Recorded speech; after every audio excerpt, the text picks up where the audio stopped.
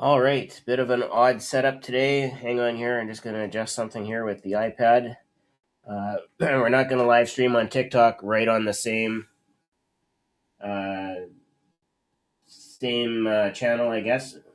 We are, however, going to run with it here on the iPad. So for those of you that are joining us, I will be looking back and forth. We are live apparently on YouTube and Facebook. I don't know about LinkedIn. Says that it's trying to recover. So if we do happen to wind up live on LinkedIn, great. If not, join us here, and you can still use the chat functions and so on and so forth. That's the one thing, every people ask me all the time, Shawn, tech platforms, what are we talking about here? And really what it boils down to is this. There are platforms that are ahead and there are platforms that are behind. And it doesn't really matter which side you pick. You could be Microsoft, you could be Google, you could be Apple. It really doesn't matter which, side you pick. What matters is, are they ahead of everybody else or not? And at some point, you have to know that the competition will catch up. So, I see we've got another gentleman joining us from the UK, Grant. Welcome. Good to see you, and at an early time too here. He's waiting backstage. Look at that, Grant. Waiting backstage for this one. So that's awesome. That means you're busy, and when you're off stage, again, we might still be here. You never know. Lizzie says, "Hey," and yeah, we know you're an Apple guy, Grant. There's no question about that. For me, it's always been some form of Microsoft. Uh, Google. I know lots of people are Google and Android and so on and so forth. Hey, as long as it does what you need it to do, that's the real key. Okay, now speaking of people that do what I need them to do when I need them to do it, I guess we should bring on my co-host. He's probably going to roll his eyes that I said that. Mr. Brian Bay. How you doing, Brian?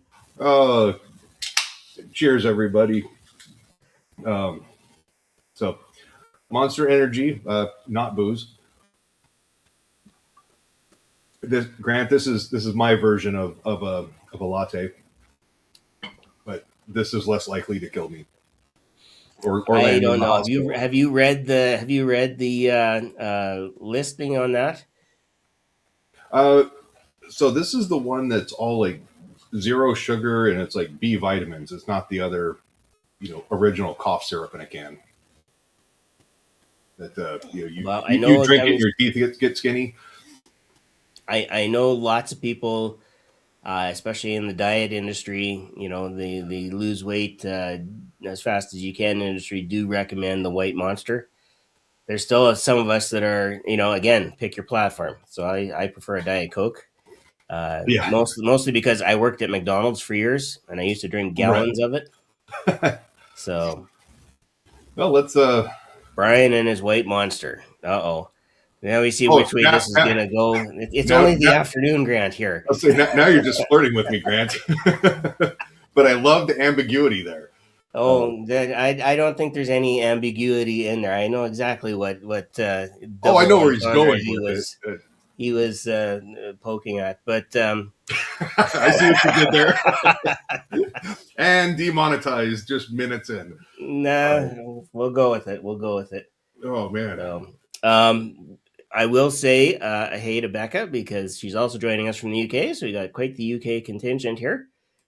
Yeah, and we've got a great guest coming up. But before we get to our guest, how are you doing? I'm doing well.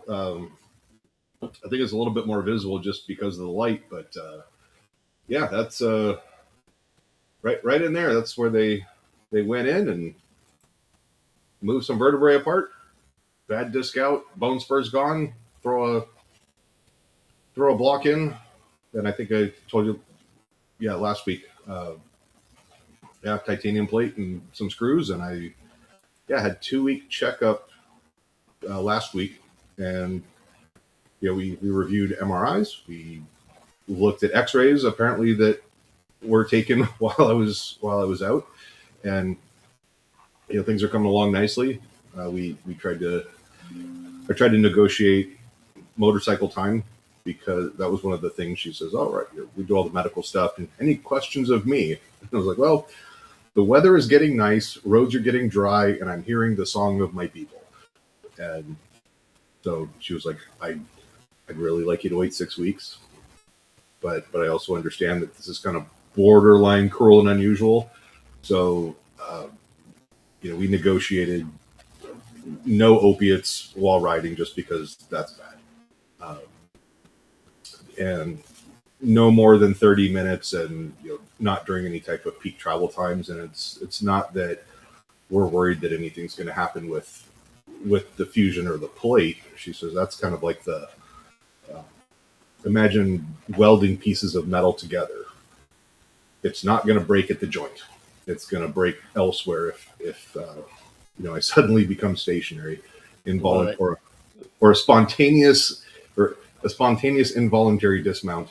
That's just going to be its own mess. But the main thing was just the constant left and right turning, and I really didn't realize how much of that is in there. And it was just more like nerves are waking up and muscles are starting to talk to each other, and just kind of have that flare up. But I did take a short ride into the week last week, which was nice. But I was also kind of like, man, I am really moving a lot.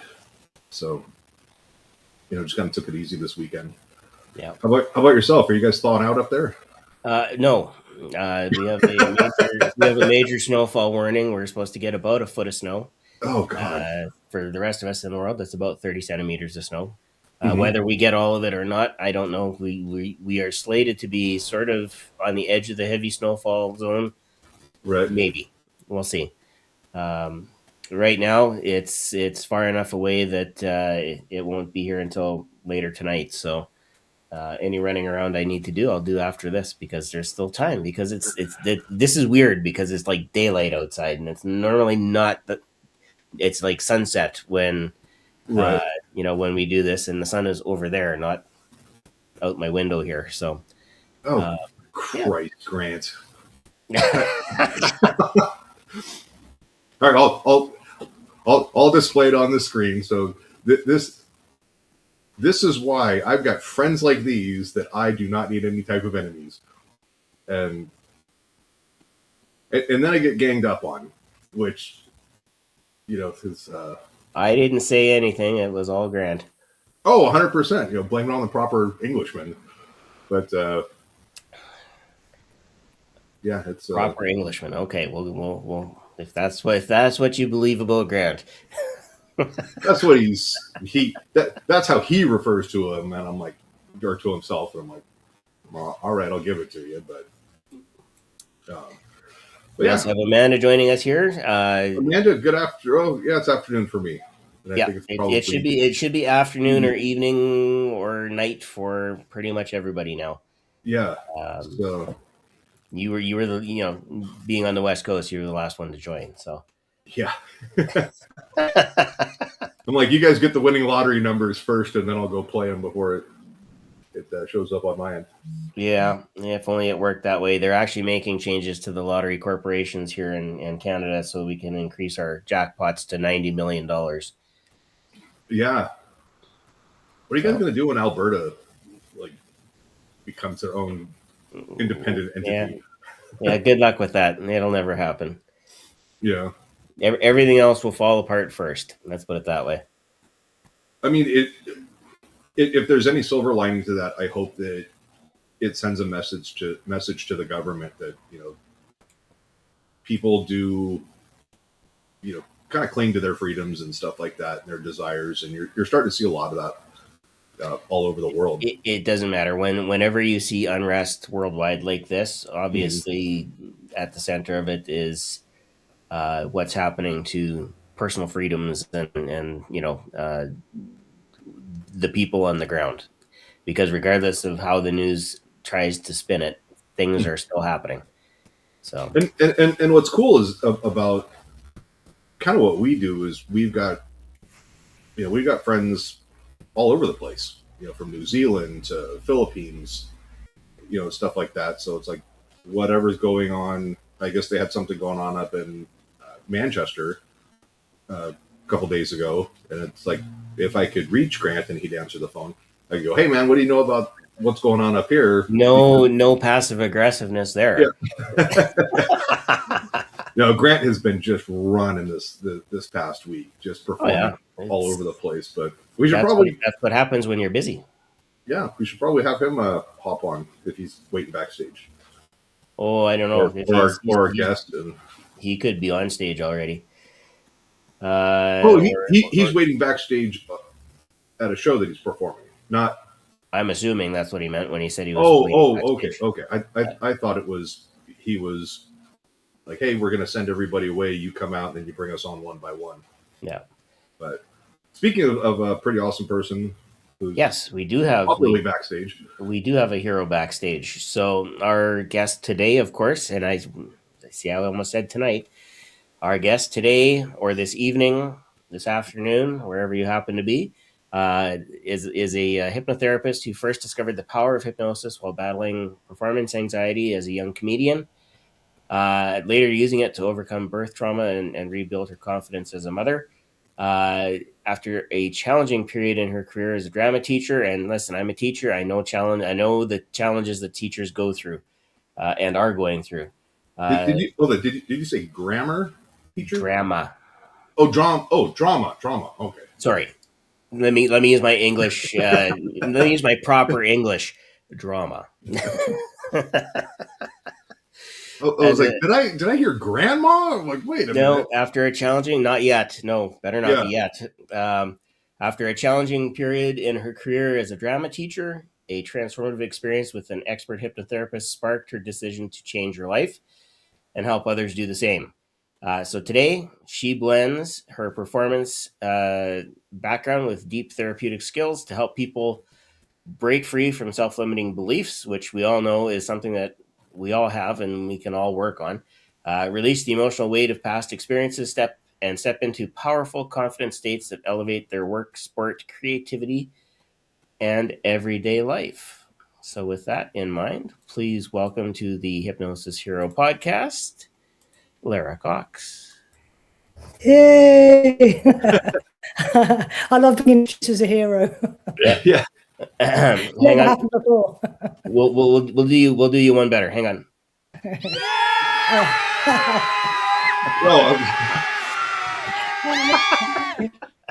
That's our crowd. That's good. I like that. I think it's important to have some sound effects for those moments, like when you're dying on the stage as well. Right. Pardon? Yeah, the Seattle Seahawks are the professional, actually American football team, not soccer, pronounced wrong. So when you play, you will usually have 11 players on the field for each side. And so the fans are considered collectively as the 12th man. And the Seahawks. That's why Canadian football is better. We allow 12 people on the field. Right. So and we're the 13th man. So and that's actually trademarked by the Saskatchewan Roughriders. So the Seahawks have been loosely accused of actually pumping extra noise into the stadiums because the fans get so loud that it's hard for the other team's quarterback to call plays, or if they need to call it audible or something like that. And it just is really disruptive. But do you think they matters? Pardon? Are they actually pumping more noise, or is that an unfounded accusation? I don't have any evidence one way or another, and it's there's probably if you're in the broadcast booth, that like plays the organ sounds or any of the PA stuff, you could probably even just hold the microphone out and click the speakers on, and it just kind of reverberates. But I have no firm answer one way or another. But that's been kind of a talking point over the years. Well, I appreciate a little bit of noise Mm-hmm. in the background. It's great when you got that energy that comes in. You know, I think so.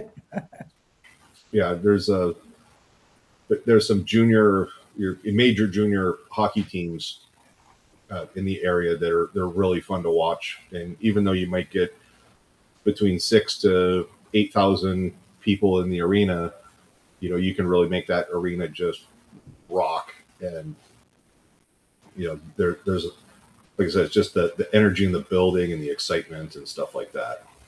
But it also transitions to the stage when you've got a lot of people in the audience and everybody's enthusiastic.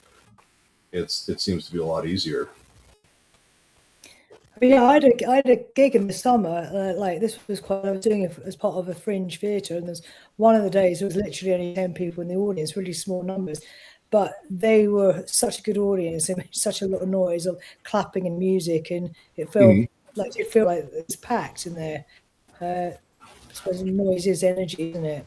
A lot of the time. Mm-hmm. And then where's this? We were talking. I was talking to Joe Beth, you know, judgmentalist, earlier this year or late last year. He was talking about a fringe festival that he did in Spain. Is that something similar? Yeah. In the UK? Well, my understanding of fringe is generally, they're generally off the outskirts, so off the mainstream. So when I first started, started in the arts, I actually started off as a player, and I wrote theatre. I wrote fringe plays, and just rather than just like national theatre where you'd have a lot of money behind you, a big money production, as a writer, unless you're, I suppose, depends what kind of thing you're writing. If you're writing what's perceived to be cutting edge, challenging, you'll generally be regarded as fringe. Or even if you're just not a moneyed, like a successful financially, you might also be in the. So yeah, so fringe performances are just probably more on the outskirts, less established artists, or artists doing slightly more niche things. Yeah. So yeah, so generally speaking, when you say fringe, you're not got like, when I think about like stage hypnosis in the States, you've got like thousands of people on cruise ships, big audience. But with fringe, it's probably not so much. You're gonna like 100, 200 people. Oh, okay. Yeah. No, that's interesting. I was like, I don't know if that's a. I thought everyone knew what fringe. Like a UK or European thing. Maybe I didn't realize. I just we do have fringe festivals. Every major city seems to have one. You know, at various times throughout the summer. I know a friend of mine who's a magician. Typically has worked in Winnipeg, Edmonton, Calgary. I don't know if he's done Saskatoon's yet, Regina, although that's local for him. And he's been all the way out to Vancouver and Victoria and their fringe festivals as well. So it is a different, like you say, it's a very different type of experience when you're the outer fringe. Yeah, Grant's saying the outer fringe of mainstream. Yeah. It also attracts a different kind of audience, which would be always what I like about fringe, because in my like fantasies about where I want to end up, I have in my mind a very intelligent mainstream audience, but also like lots of them to be there. Ultimately, I'm looking for probably not a mainstream audience because of the nature of the show that I do. You just put that. Thanks, Shawn. I saw my name and I was immediately attracted to it, and you just. Just shared a link, that's all. Another me, amazing. Yeah. So we've already got some questions coming up in the chat, particularly from Becca, and I think that kind of relates to the first question that we had for you, and that was, you know, we often will ask everybody, how did you get into hypnosis, and you have a path that wasn't quite linear, and you know, I think in some ways kind of similar to myself being a teacher for a number of years. And it was just kind of, you know, an interest on the side, and then it became something that was more interesting later on. And you know, now I'm just about retired. I'm older than I look. I was going to ask you about your teaching as well, Shawn. Obviously, I'm yeah, because I didn't know you had been a teacher. Oh yeah, So, yeah, so what Sean's trying to say is he's preparing for his transition. yeah. Way to go! Now you're gonna get me involved in all of this. So right, please feel free to interrupt or ask me to clarify if I'm not being clear. So the path to hypnotherapy and also to stage is a really excellent question. I will say there probably has always been an interest in consciousness as a young person, as like a graduate of theatre. I was always interested in philosophy. I always read philosophy and stuff about consciousness. Even before, as a student, I forgot his name, but Edgar Casey. So I was always like interested in psychic stuff, astrology. So I was into all of that anyway. And I'd even wrote a few hypnosis scripts whilst I was doing theatre. So I was curious. I was interested. And then I performed for years. I think I think you touched on that.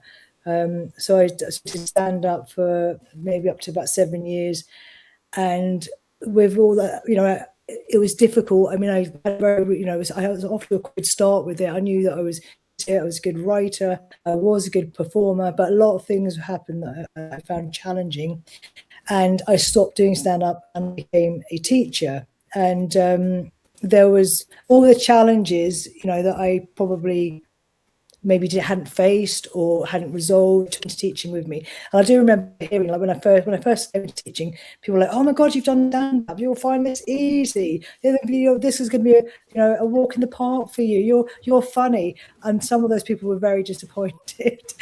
So I was awful at the beginning of my teaching, and to be honest, I was good at teaching in context, but I was also not very good in a lot of contexts of teaching. I'm actually a conformist. Teaching is it's very hard to establish yourself. I think you can if you've been in a school for a number of years, certainly. Anyway, I won't go too much into teaching. There's some say anyway about teaching, but so as you said, Brian, I was a drama teacher. Drama, baby. So I did drama and actually English. So because obviously I had the background in writing and in stand-up, so I had been a playwright and a stand-up comedian. So took that into teaching. All the other traumas that I hadn't actually resolved. Some of them I did explore while I was doing stand-up, but with teaching, it's such a high pressure that I ended up, I was on sleeping pills on and off about 4 or 5 years of my teaching. Now I stayed for 20 years, 17 years. I went into teaching thinking that I'm just going to come here, I'm going to teach, I'm going to my writing and theatre career, not theatre, stand up and my writing. I'll write some books. I'd already written some books and support my writing. So that's why I'm going to be teaching. I'll be a supply teacher. I'll just go in, get the money, Bob's your uncle. But as anyone in teaching, supply work is hideous. It's the worst in the world. It's so hard. You are a target for bullying all day long for both and teachers. No one has any respect for you. For me, I was too vain to cope with that. Wasn't tough enough just to do it, and it became meaningless. So I thought I can't do it. So I got sucked into teaching properly with all the responsibility, and that's what happened. So I still write. That was another story that takes the transition. I was always writing. I never stopped writing. But yeah, so teaching and then sort of developing severe insomnia, anxiety. So despite the fact I've done all this stuff in my back and accomplished speaker, person who could perform, albeit not always very good, but I had some great gigs and had some great opportunities. Going to this person who couldn't walk into a classroom. There were times when I was literally sort of like shaking outside, thinking, I can't do this. I didn't want to do the job. Not always. I was also in some great schools, but so that was a cycle of insomnia, performance anxiety. So that took me. There was after a period of months when I was in a really, really good school. It was an outstanding school, but with an outstanding school, which is probably the worst because you still get all the misbehavior, but then you get all the huge pressure as well. And I really did want this job to work out. I wanted to work out because I wanted my children to be able to go there. So I was already thinking as a parent, all right, because you get so obsessed as a parent of your children having good schooling, and it's all about, teachers, all very much, have your plan mapped out for where you're going to be, where they're going to be. And if you don't get really good grades, your whole life is ruined. And you can really get sucked into that whole mentality that's all about the academic. So under all that pressure, I started to have pretty much a breakdown because I was so desperate to make this situation work, and I was being bullied in this particular school.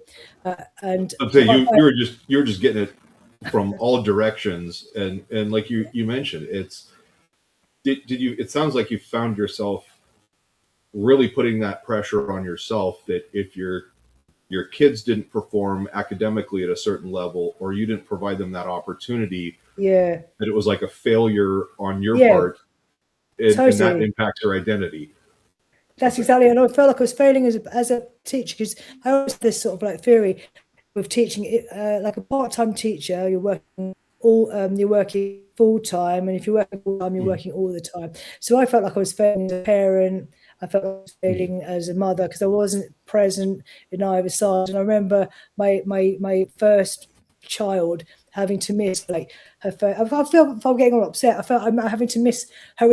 They wouldn't even, the teacher wouldn't let me go in and take her to school, and they were. I thought they were bastards. But you know what?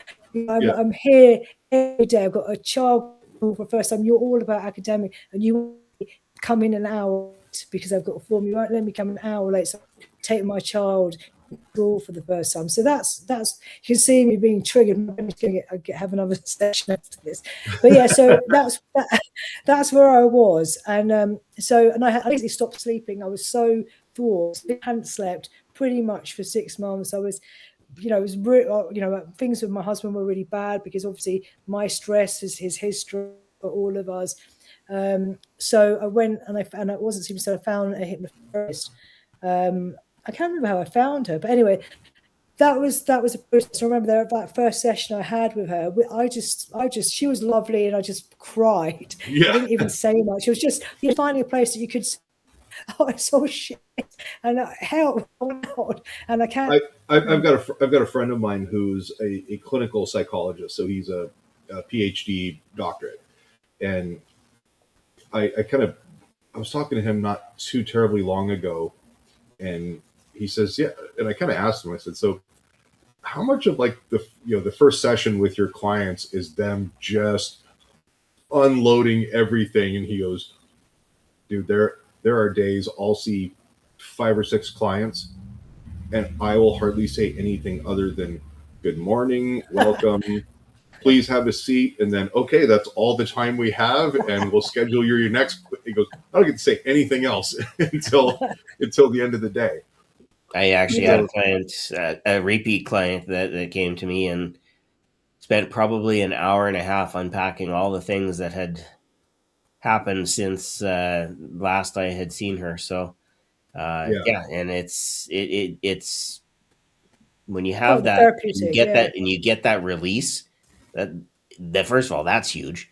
But then you get into actually going through the process and of the change work of hypnosis. What was that like for you? Yes, that was amazing. So I felt a relief straight away. So having unpacked it, then experiencing hypnosis, and then just go straight to sleeping straight away. But what it did is it started the process of believing a shift, thinking something else was possible, or feeling a different way was possible. I certainly was able to manage and cope. I was already looking at that point when I went to see her. I was looking for. I'd got an agent, like a top agent for one of the books I'd written. So I was actually thinking, if I could get out of this, like teaching work part-time to like be more present for my children and find a solution. That's what I was hoping for, to get out of this full-time pressure situation. But I was hoping, because I was going to leave leave the school, and like my kids would not have that opportunity. So anyway, we started the work, and then a few months after the work, I had this most incredible dream, and I have spoken about this because I've been as a result of a protocol that I use, and I use it effectively to help people stop smoking and addiction. And I've talked about this in quite a couple of podcasts anyway. But I had this most incredible dream. Where I woke up, so I'd been on a beach. I felt myself lifting off heavy weight, this albatross from my neck, and I lifted it off my neck, and I had it on the ground of the beach, and I shot it. And I'm not a violent person.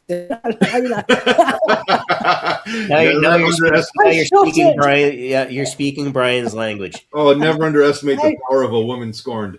I shot that bastard. No, that's not, so it wasn't, but I did. Someone who's not a violent person, and I'm really not like if violence on TV. I do watch violence because I like a lot of the other stuff, but I like talk and stuff like that. It really, I've struggled like putting things in front of my eyes. I felt incredible joy and relief shooting this albatross, and I knew when I woke up, I know that albatross is my teacher. The albatross was my teacher, and I can go into all kinds of reasons why I did it for years, which is another whole topic. But I knew that dream, stop teaching. You don't need to. This is just get rid of it. Shoot that fuck. And that was it. And free. And I felt incredible freedom like I've never felt before. And that was it wasn't like I was been doing hypnotherapy for a year or two. That became a protocol called Albatross to people to get rid of addictions, use it for smokers, not always, but frequently use it to help stop smoking. It's really great cathartic protocol for getting rid of burdens, pain, for grief, for guilt, for addiction, all the stuff. Okay, that's good. Offended, so laugh my ass off. So that was really the transition from teaching therapy. Then it was a case of getting the training, because also somewhere along the lines I thought this is my skill set. I could see that she was intuitive, reassuring, sensitive. There was nothing, also words of language. This is like I have a gift of language. I have a gift of creating metaphors. I didn't know about metaphors at that point, but I just knew. I thought I could do this because it's just changed me so completely, so quickly. But this is powerful shit. I want to be able to do this.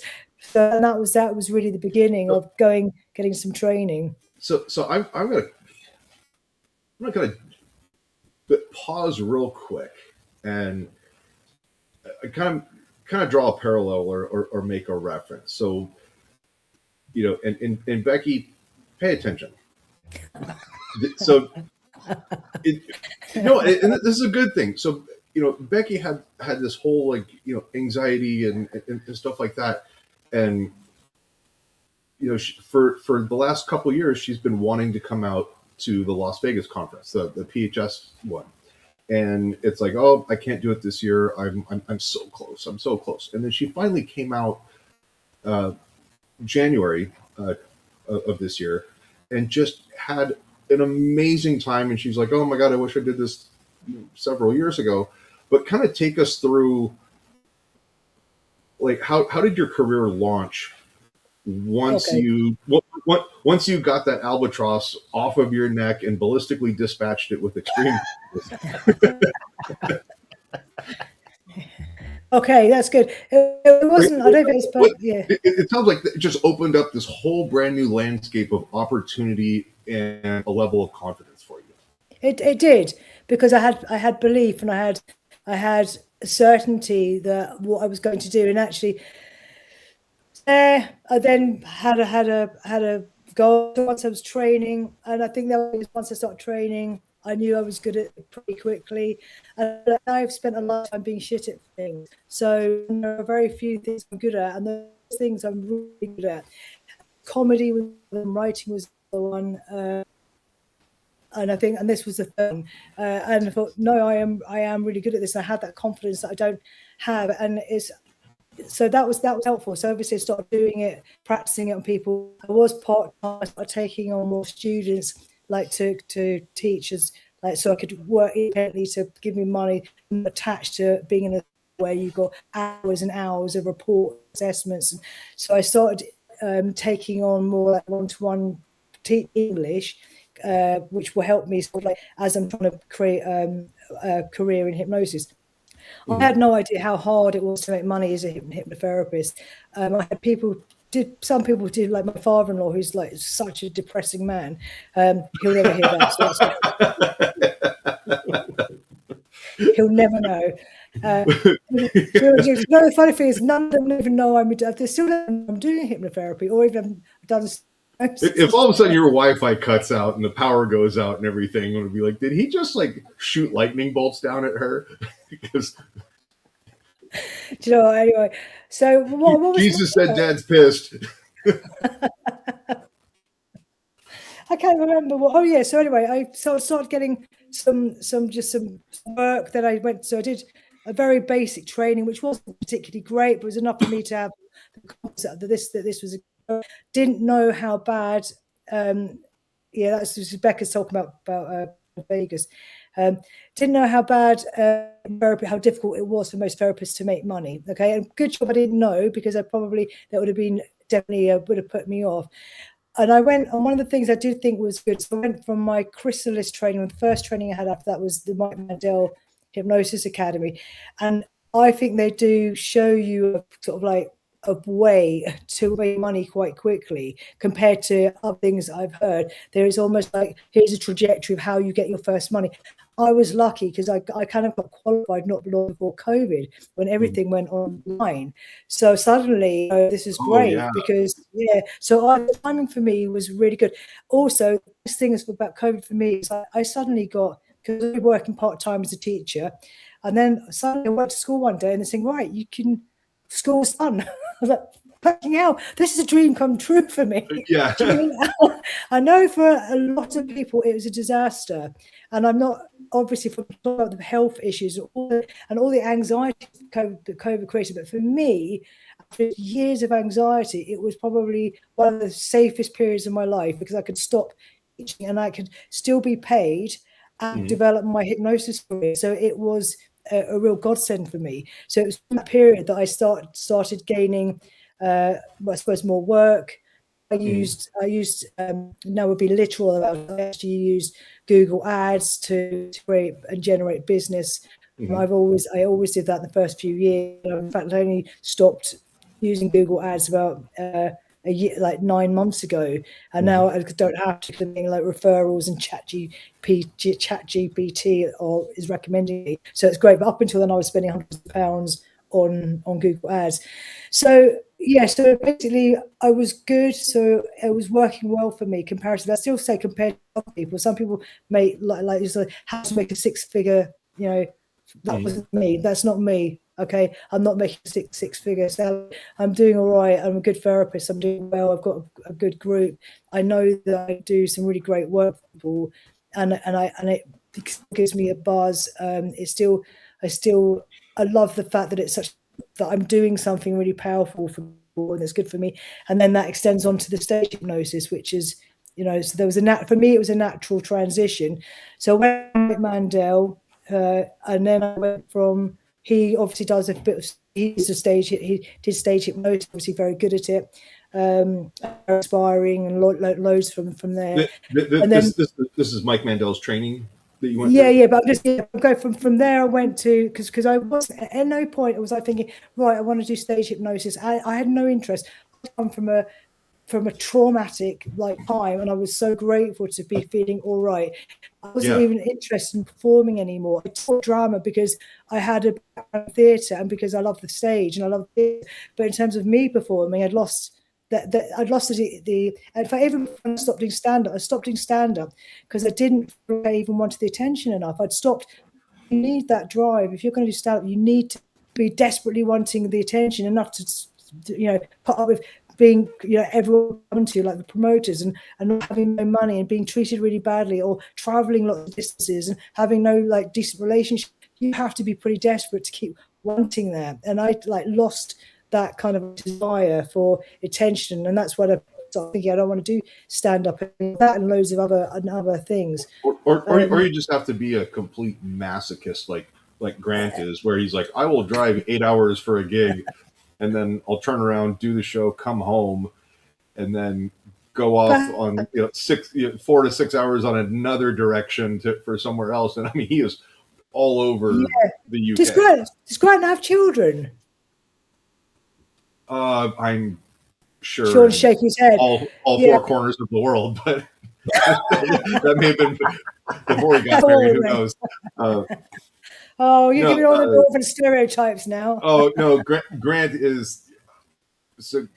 Yeah, for context, Grant and I are dear friends, and we have this incredibly cruel and sick way of just giving one another the business and making fun of each other, and it's all in good fun. I would guess that.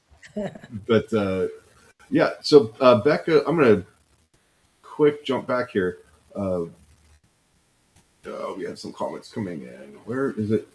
The long and short of it was, there it is. Becca missed it.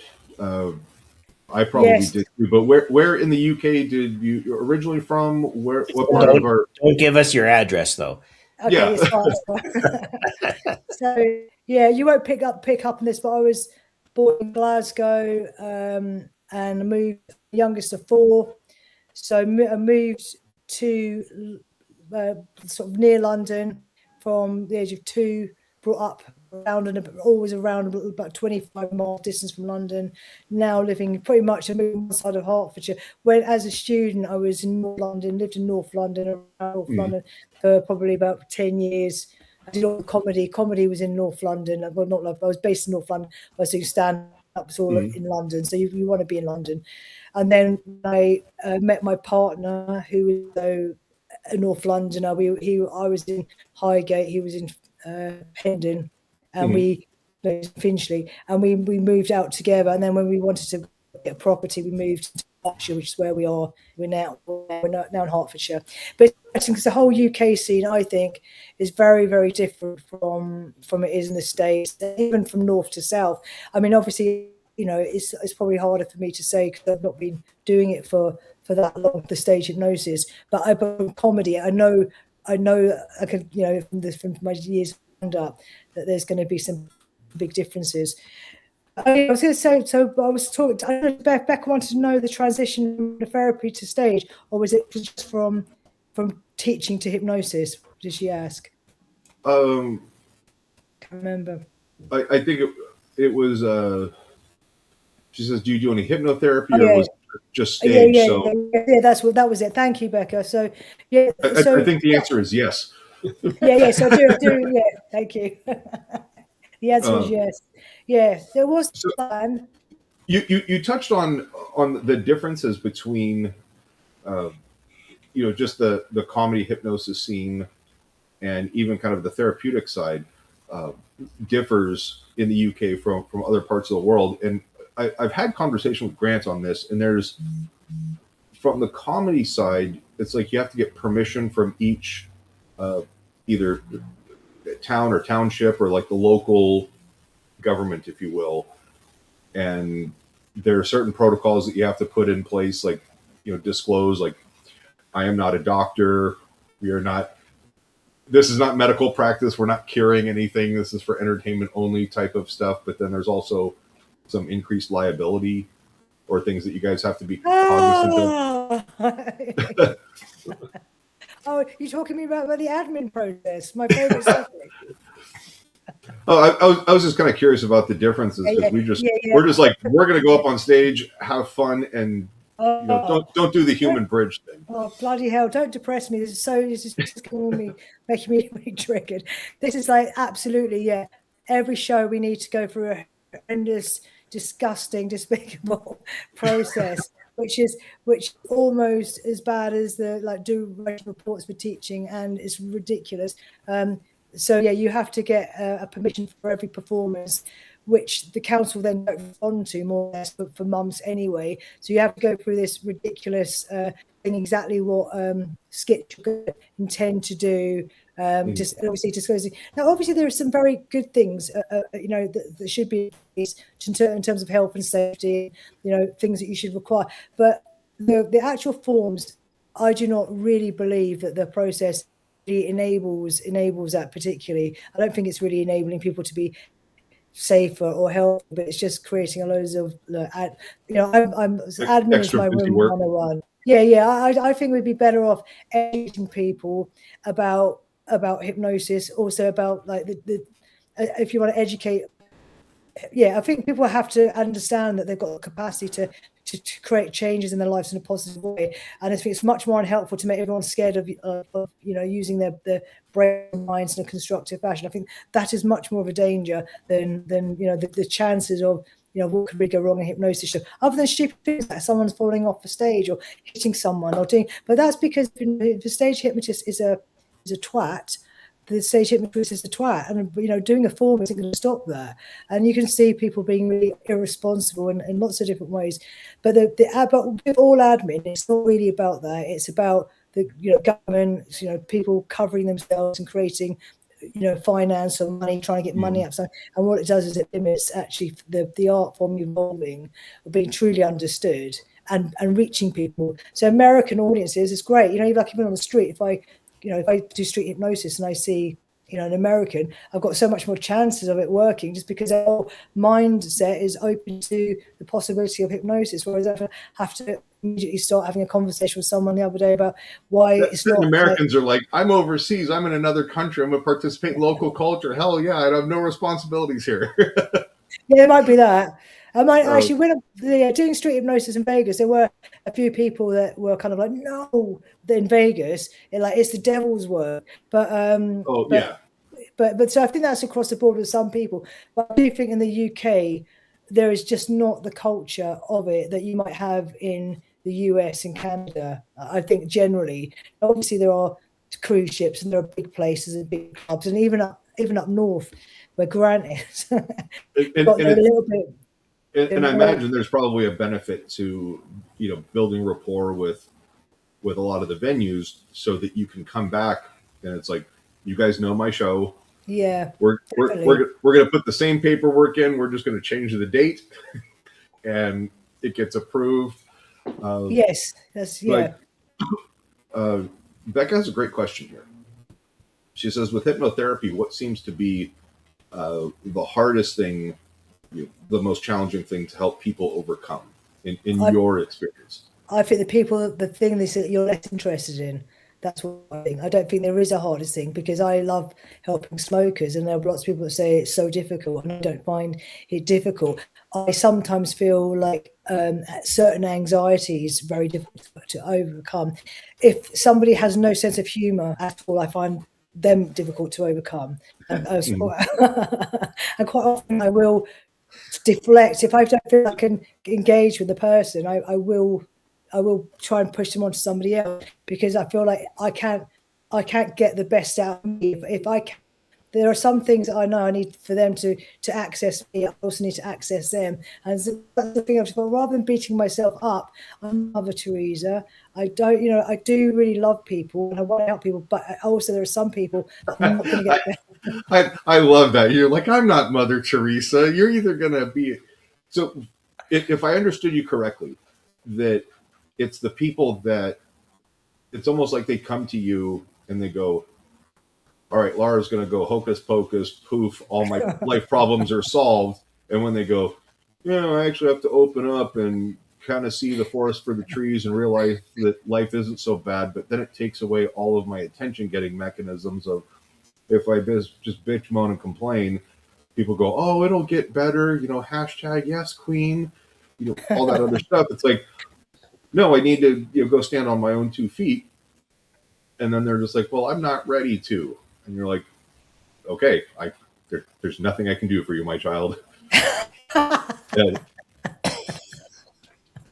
Yeah, I have a consultation process at the start. So, and normally we can get a good sort of like, you can tell if you're going to be able to help someone. I think in that 15-20 minute conversation, I do do want to help people. So you'd have to be really quite you just get to the point you're tearing your hair out. You're going, Jesus, you are coming up with every excuse or coming up with an excuse for every solution that I'm offering.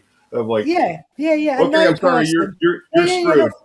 I'm not here to convince you. I'm not here to try to say that I can give you help. I don't try and. Have you ever had people with unusual phobias? Yeah, I'm trying to think of that unusual. I don't think I've just answer. Should I answer back about the unusual phobias? So the one most recently, I don't know if it's that. Maybe it is unusual, but he needle phobia, and the phobia was that. But he was almost so phobic of AIDS, and he was afraid of being raped at night. And so it was a needle phobia, but it was more about catching AIDS. But the point of that, so I think that was quite an unusual phobia. And he would go. He was worried about catching yeah, AIDS from needles, like a shot or an IV or something. Yeah, or someone like taking him against his will, going to the shops and Tesco's behind. He would look behind like the food aisles in case like a needle had been left behind, and he'd had that. Like when I saw him, he'd had that phobia since he was 14 years old, and he was in his 40s, and he'd struggled with that whole thing. All his spent around trying to work out how he could get from A to B and work and back home. And he's lovely, and he had a sense of humor, and we were, and he's all right. I'm working with him again now. My first thing would be like, okay, I'm going to hit record, and you're going to tell me that all again, and then I'm going to play it back to you and just be like, your homework assignment is just listen to this and how absurd that sounds. Yeah, it does. It does sound. But he was really good. He show us on the doll where the needle touched you and took away your innocence. But yeah, he's doing good, and he's now I'm working with Stop Drinking as well. Mm-hmm. So I mean, that was probably the most unusual one I've had for phobia. Just to stop drinking, tell them the AIDS needles are in the bottle. you just have to have the proper application of a phobia to. Yeah. I'm sorry, it's not a fault, it's a feature. Oh man, that is it's wild. It's like, when Becca was like, you had people with unusual phobias, I'm like, never underestimate the absurdity of human beings and the potential that has. That's great. But that's how imaginative we are, and all that's imagination working against us in the most ludicrous fashion. But my imagination works like that in the most ridiculous ways as well. Like if someone, like one of my children or like my husband, sometimes doesn't an hour or 2 hours, or I can't get home, I'll immediately go to whether it's died in a car crash. That is like the natural. Mm-hmm. I don't really go from, I go straight to that point, and that's the same kind of faculty, isn't it? It's just kind of, you the same way. Not rational. There's no rationale behind it. Yeah, people go and jump to a conclusion, and you're thinking to yourself, my God, Evel Knievel or Travis Pastrana could not bridge that gap that you just went from point A to point B, and that's crazy. But going back to the stage stuff, do you have either a favorite or most memorable venue that you had the opportunity to play at, and what are kind of the circumstances surrounding that? Not really, because they've all been so different, and it's still so. Like I said, with the Fringe, I really loved doing the Fringe because even though the audiences were really small, there were such audiences. And my show's it's called Lara's Comedy Hypno Rave. So I hypnotize people and I make them feel a 1990s rave. And I don't know if you know much about rave culture, but it was very much about consciousness. Obviously, dance, but ravers, yes, albeit they take a lot of pills, but there were also people that were interested in consciousness anyway, and that really spoke to me. Obviously, I love dance, and at that time, I did a lot of drugs, but now you can still get to that. And that was, I remember Melissa. I really relate to this. Her saying the reason why she did magic, the reason why she became a hypnotist is because she used to like doing lots of magic. And actually, I really relate to that, because obviously I can't, we get to a point where I've got children, I can't do lots of drugs.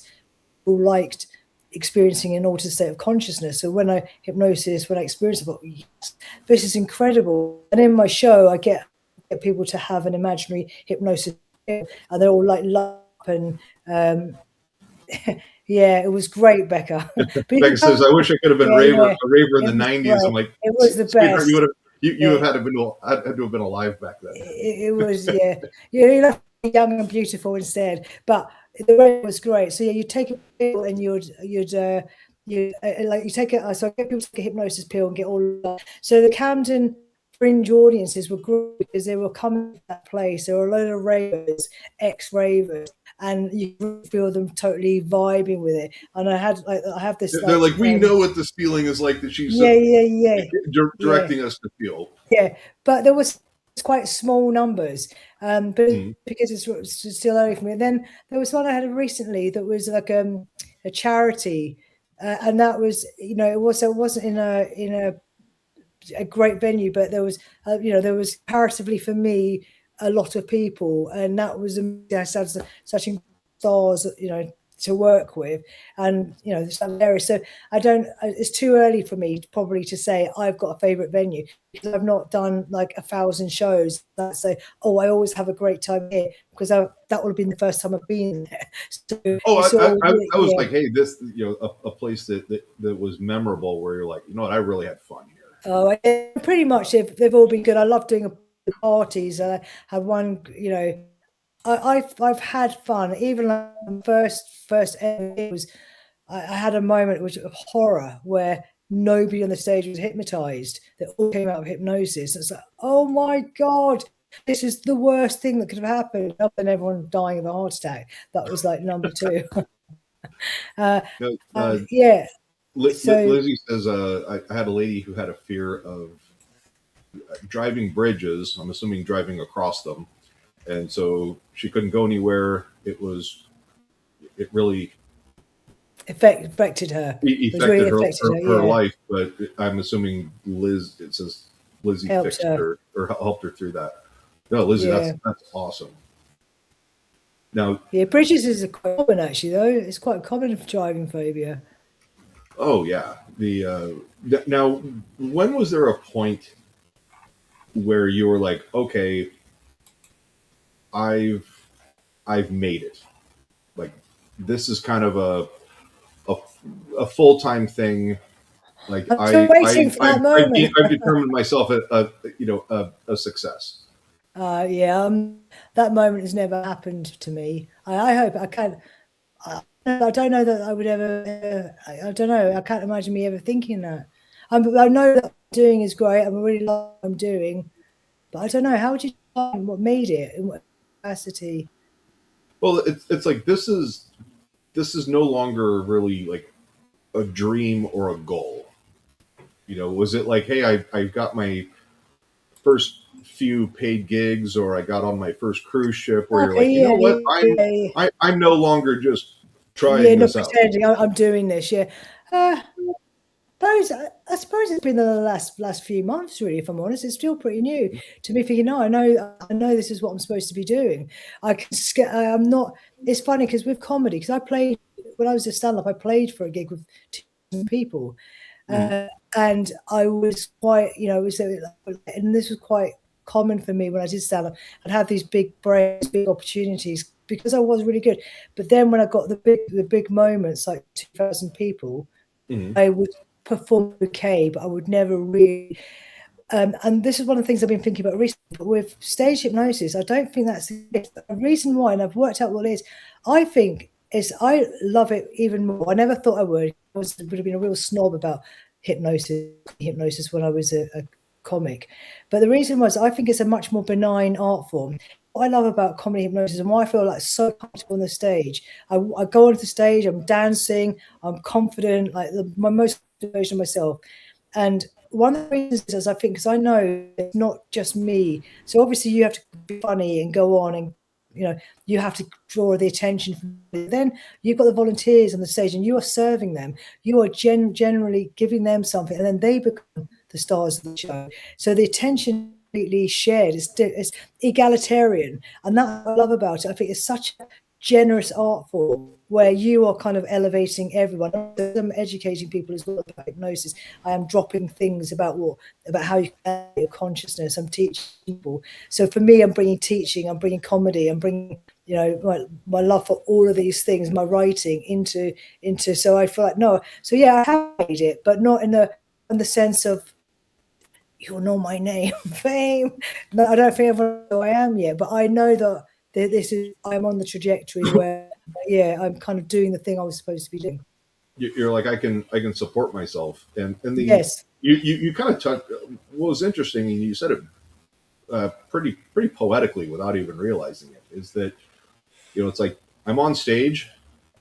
I can kind of slip into almost like an alter ego, or get into like my entertainment or entertainer headspace, and then it's not about you going, look, all the attention is on me. It's I'm on stage, I am serving my audience. I am also in a collaborative state, if you will, where it's like we're all kind of working symbiotically together. Yeah. To really elevate everything, because you give the suggestions, the volunteers are going to just kind of take that ball and run with it, even if it's off the rails, which could be fun. Yeah. and then it's like, all right, we're all going to go here. Yeah. And then at the end, it's like I've seen a lot of stage hypnotists do. They're like, I was just kind of the quarterback. The volunteers did all the hard work. Please give a round of applause for them. And that's kind of what I like about it, is it's very team oriented, even if you are up there by yourself. Totally. And that's what I like about it. And I feel that's why I'm more comfortable in the spotlight of it, because I feel like it's not all about me. And I think as an art, it's funny, I was going to do a TikTok about this today. That's probably why it's on my mind. I think because as artists, you can be very selfish. And I know that I'm incredibly selfish and self-absorbed as a young writer, especially before kids and, before, I was with somebody. And it encourages, it fosters. I think you cannot be driven as an artist without being selfish. It's very difficult, particularly as you're not really making money, and you like to have that kind of single-mindedness. To at all costs, you're going to write, you're going to do stand-up, you become quite selfish. That's the only way you can really survive. Whereas stage hypnosis is, as you say, it's collaborative. I just think it's much more benign, and maybe I've just relaxed a bit as I've got older, but I certainly feel more comfortable on stage, and maybe it's all the hypnosis, and maybe it's I'm a good hypnotherapist and I actually care about people. I would never exploit anyone, so I know my purpose is good. So I've got a good intention. I've got and I want to entertain and give people. So I feel, even though comedy I still did human condition stuff, I still wanted to serve people with my jokes. I still wanted to be a good light in the world. Somehow I feel more able to be myself because it's not all about me, and that feels comfortable for me to occupy that space more than I ever have before. So, and Becca, I would say par for the course is just great with questions. And what's been and I'm going to add to this, whether it's funny or even just the most memorable. Let's do both. Like, the most memorable, like, this is funny, or something you're like, oh my God, I pulled a rabbit out of my hat, miraculously this worked, or okay, this was totally unexpected and everything just went absolutely to hell, and how you navigate. I think actually quite recently is the funniest moment, but it wasn't really.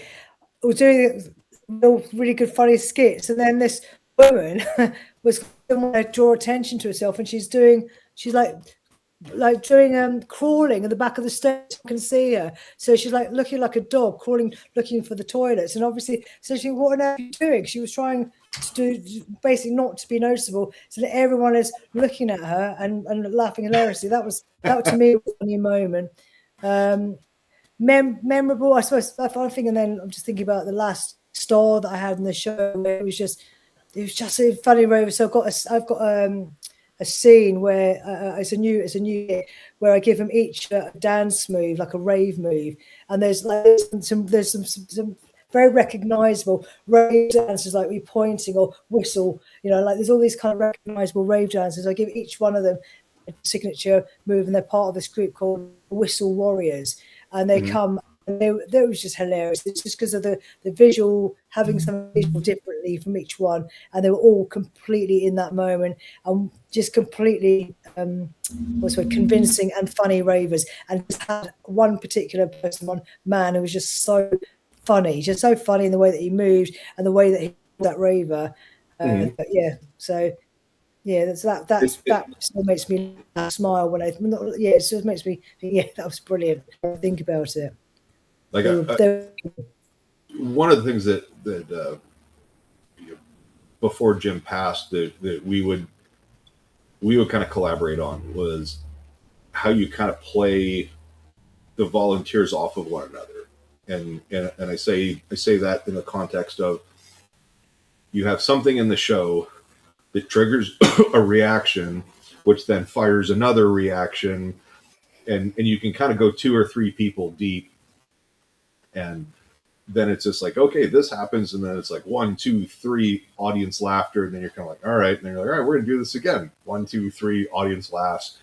And really, because it's all in how you set it up too. Because it's like orchestra, isn't it? Yeah. You're like, okay, here's your suggestion. And the audience kind of giggles. And then, okay, here's your suggestion. The audience giggles a little bit more. And they're like, okay, we see where this is going. And then it's like your suggestion for person number 3. And they're like, okay, and then it builds, and then you just set the dominoes off, big round of applause. And then Becca was asking, have you ever had any ab reactions for people on stage? Well, she's really, really pushing, challenging me,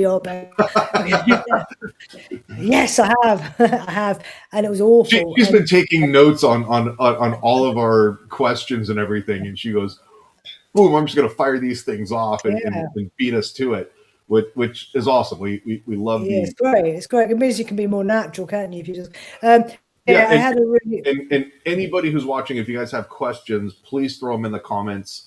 We'll as we've been doing, relay those on and get those addressed.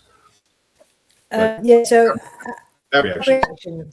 So when I was first getting my show together, I was, so the first thing I did was, because I hadn't stand-up or performance for so long, and when I first started thinking, oh yeah, this is good, I started just doing 20 minutes in clubs, or like a friend got me my first sort of like gig, and I did like 4 minutes of just like, I don't know, like I only 2 people. So anyway, so I started promoting it. I started, I promoted the show, the acts, and I would do like 20 minutes of hypnosis, because not many comedians or comics are going to book comedy hypnosis in the UK at the moment. There'll be some, but there's not many. So I thought, rather than try and get people to book me, just create my own. So I had this night, and one of my friends who I'd done hypnotherapy on, and I'd helped her anxiety, and she was a friend, but not an extrovert, not a performer. So I went on, did a 10 minutes of stuff basically, and then hypnosis, and did some like some magnetic fingers or whatever, did a few things in the audience. And then I said, does anyone want to try and get a volunteer? No one volunteered, and this friend of mine did volunteer, one person, and she was volunteering. I would have known pretty much she wasn't good, even though she was very good as a therapist, but she suffered from a lot of social anxiety. So this probably wasn't. Oh, you're kind of sitting there going like, oh, this is going to be a train wreck, but I can't turn away. I have to. He's trying to help me, and I'm thinking, oh, I don't feel this anyway. So I had her up, and she went into I can't remember what I did. I might have done drag and drop on her or something. It was like, looked rapid. And she's like, oh my god, sorry, Laura, I can't do this. So it was like that. Fuck.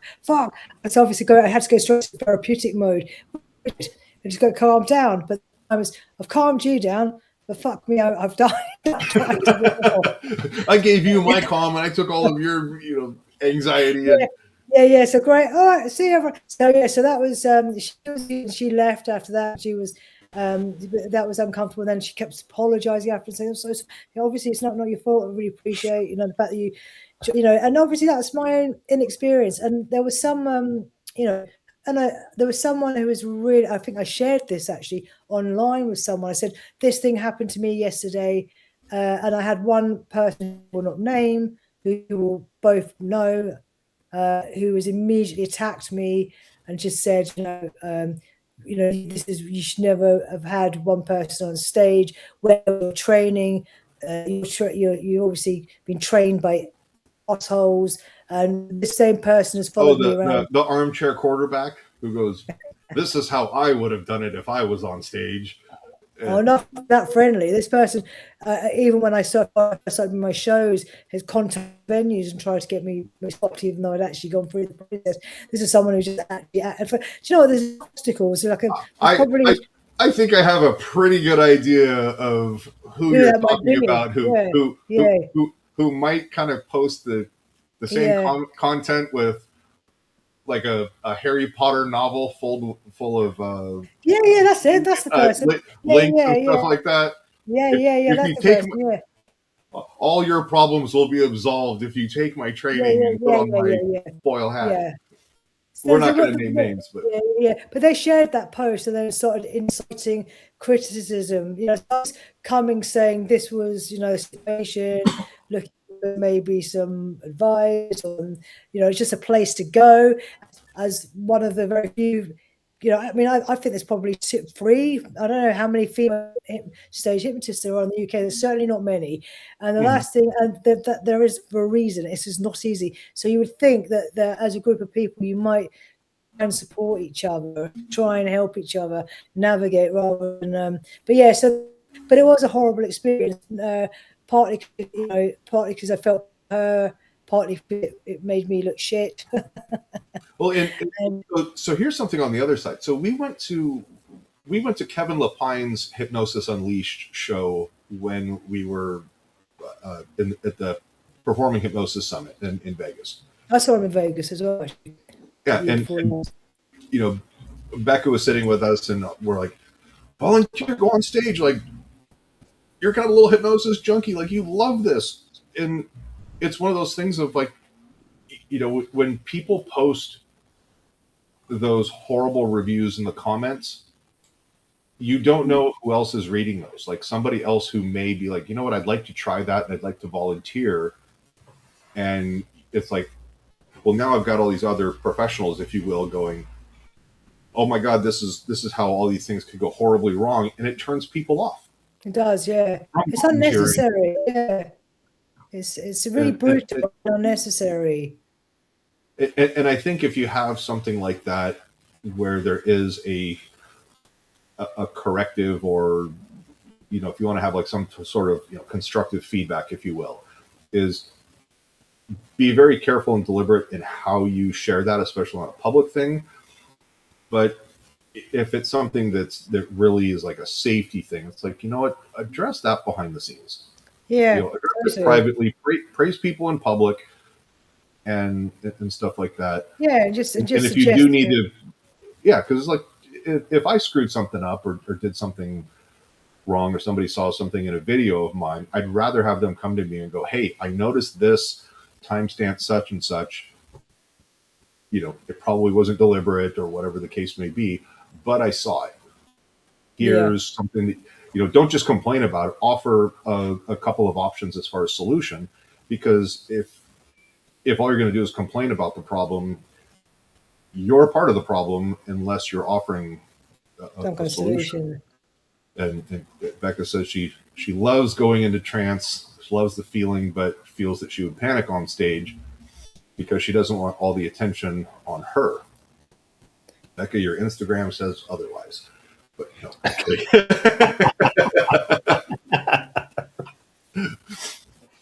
every time she posts a picture of her going, it's like her little signature thing. But no, it's, again, we're all kind of this big dysfunctional family here. And what kind of brief segue and tangent into into Michigan Conference and PHS and the other ones is like, go to conferences, go and meet other people in the industry, form the relationships and the friendships, and those types of bonds will allow, you're going to have these little inside jokes that you can throw back and forth and really try to uplift the industry as a whole instead of, tearing people down and having this scarcity mindset of, oh my God, if I'm not the top performer booking every single gig that's out there, it's like, great, there's plenty of work to go around. Look around, you've got how many like commercial buildings do you see in metropolitan areas that have 3 or 4 dentists or multiple counselors or therapists or a medical doctor? It's like everybody needs help with something. So we have got, we're getting close to that time to find out if Lara's a friend or a frenemy, and to what does that mean? So we're gonna ask a single question, yes or no. Okay. I'd like to say there is no wrong answer, but I'd be lying. I'm scared. It's all in good fun. I'm not saying that we're keeping a database of who needs to get struck by lightning, but that's right. It's on paper, so there's no evidence. Yeah. And Shawn has a emergency self-destruct. So what we're going to do is have people place their bets. And is Lara a friend or is she a frenemy? We're just going to use your gut instinct based on the personality that she shared with us. And yeah, we'll let people kind of throw their guesses out there. And we'll just keep going for a couple more minutes. Oh, Tommy Girolando, all the way from Michigan. I hope that life in the greater Detroit area is treating you well. It was good catching up with you the other day. So, Tommy, you've probably got some questions for Lara. I know you do both comedy hypnosis and the hypnotherapy. And then, Lara, you said that you had books that you had written. Is that correct? Yes, it was. Yeah.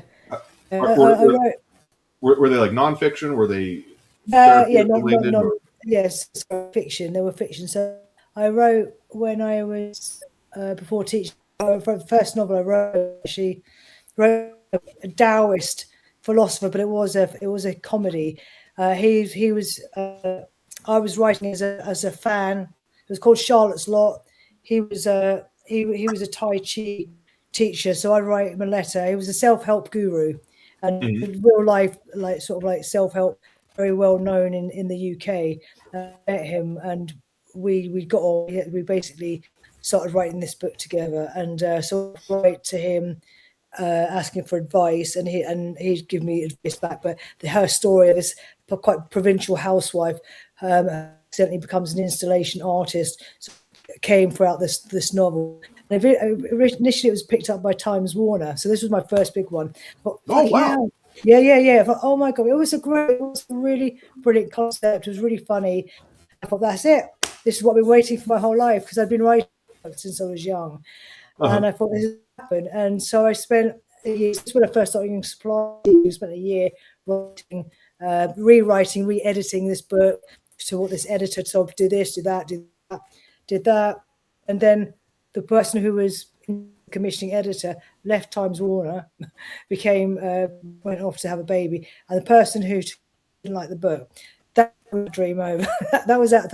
This is not the time that happened to me. So that was like, fuck. So that was like. Wait, real quick. The book didn't get the editor that you were working with took a leave of absence to go have a baby, and then the person who took over was like, the book. This book is garbage. Yeah, we're shutting the project down. Yeah, basically. Oh, God. So in the meantime, I had the book ready, and I was working with 2 comedians. Got them to. I thought I'll make an audio book out of it because I know.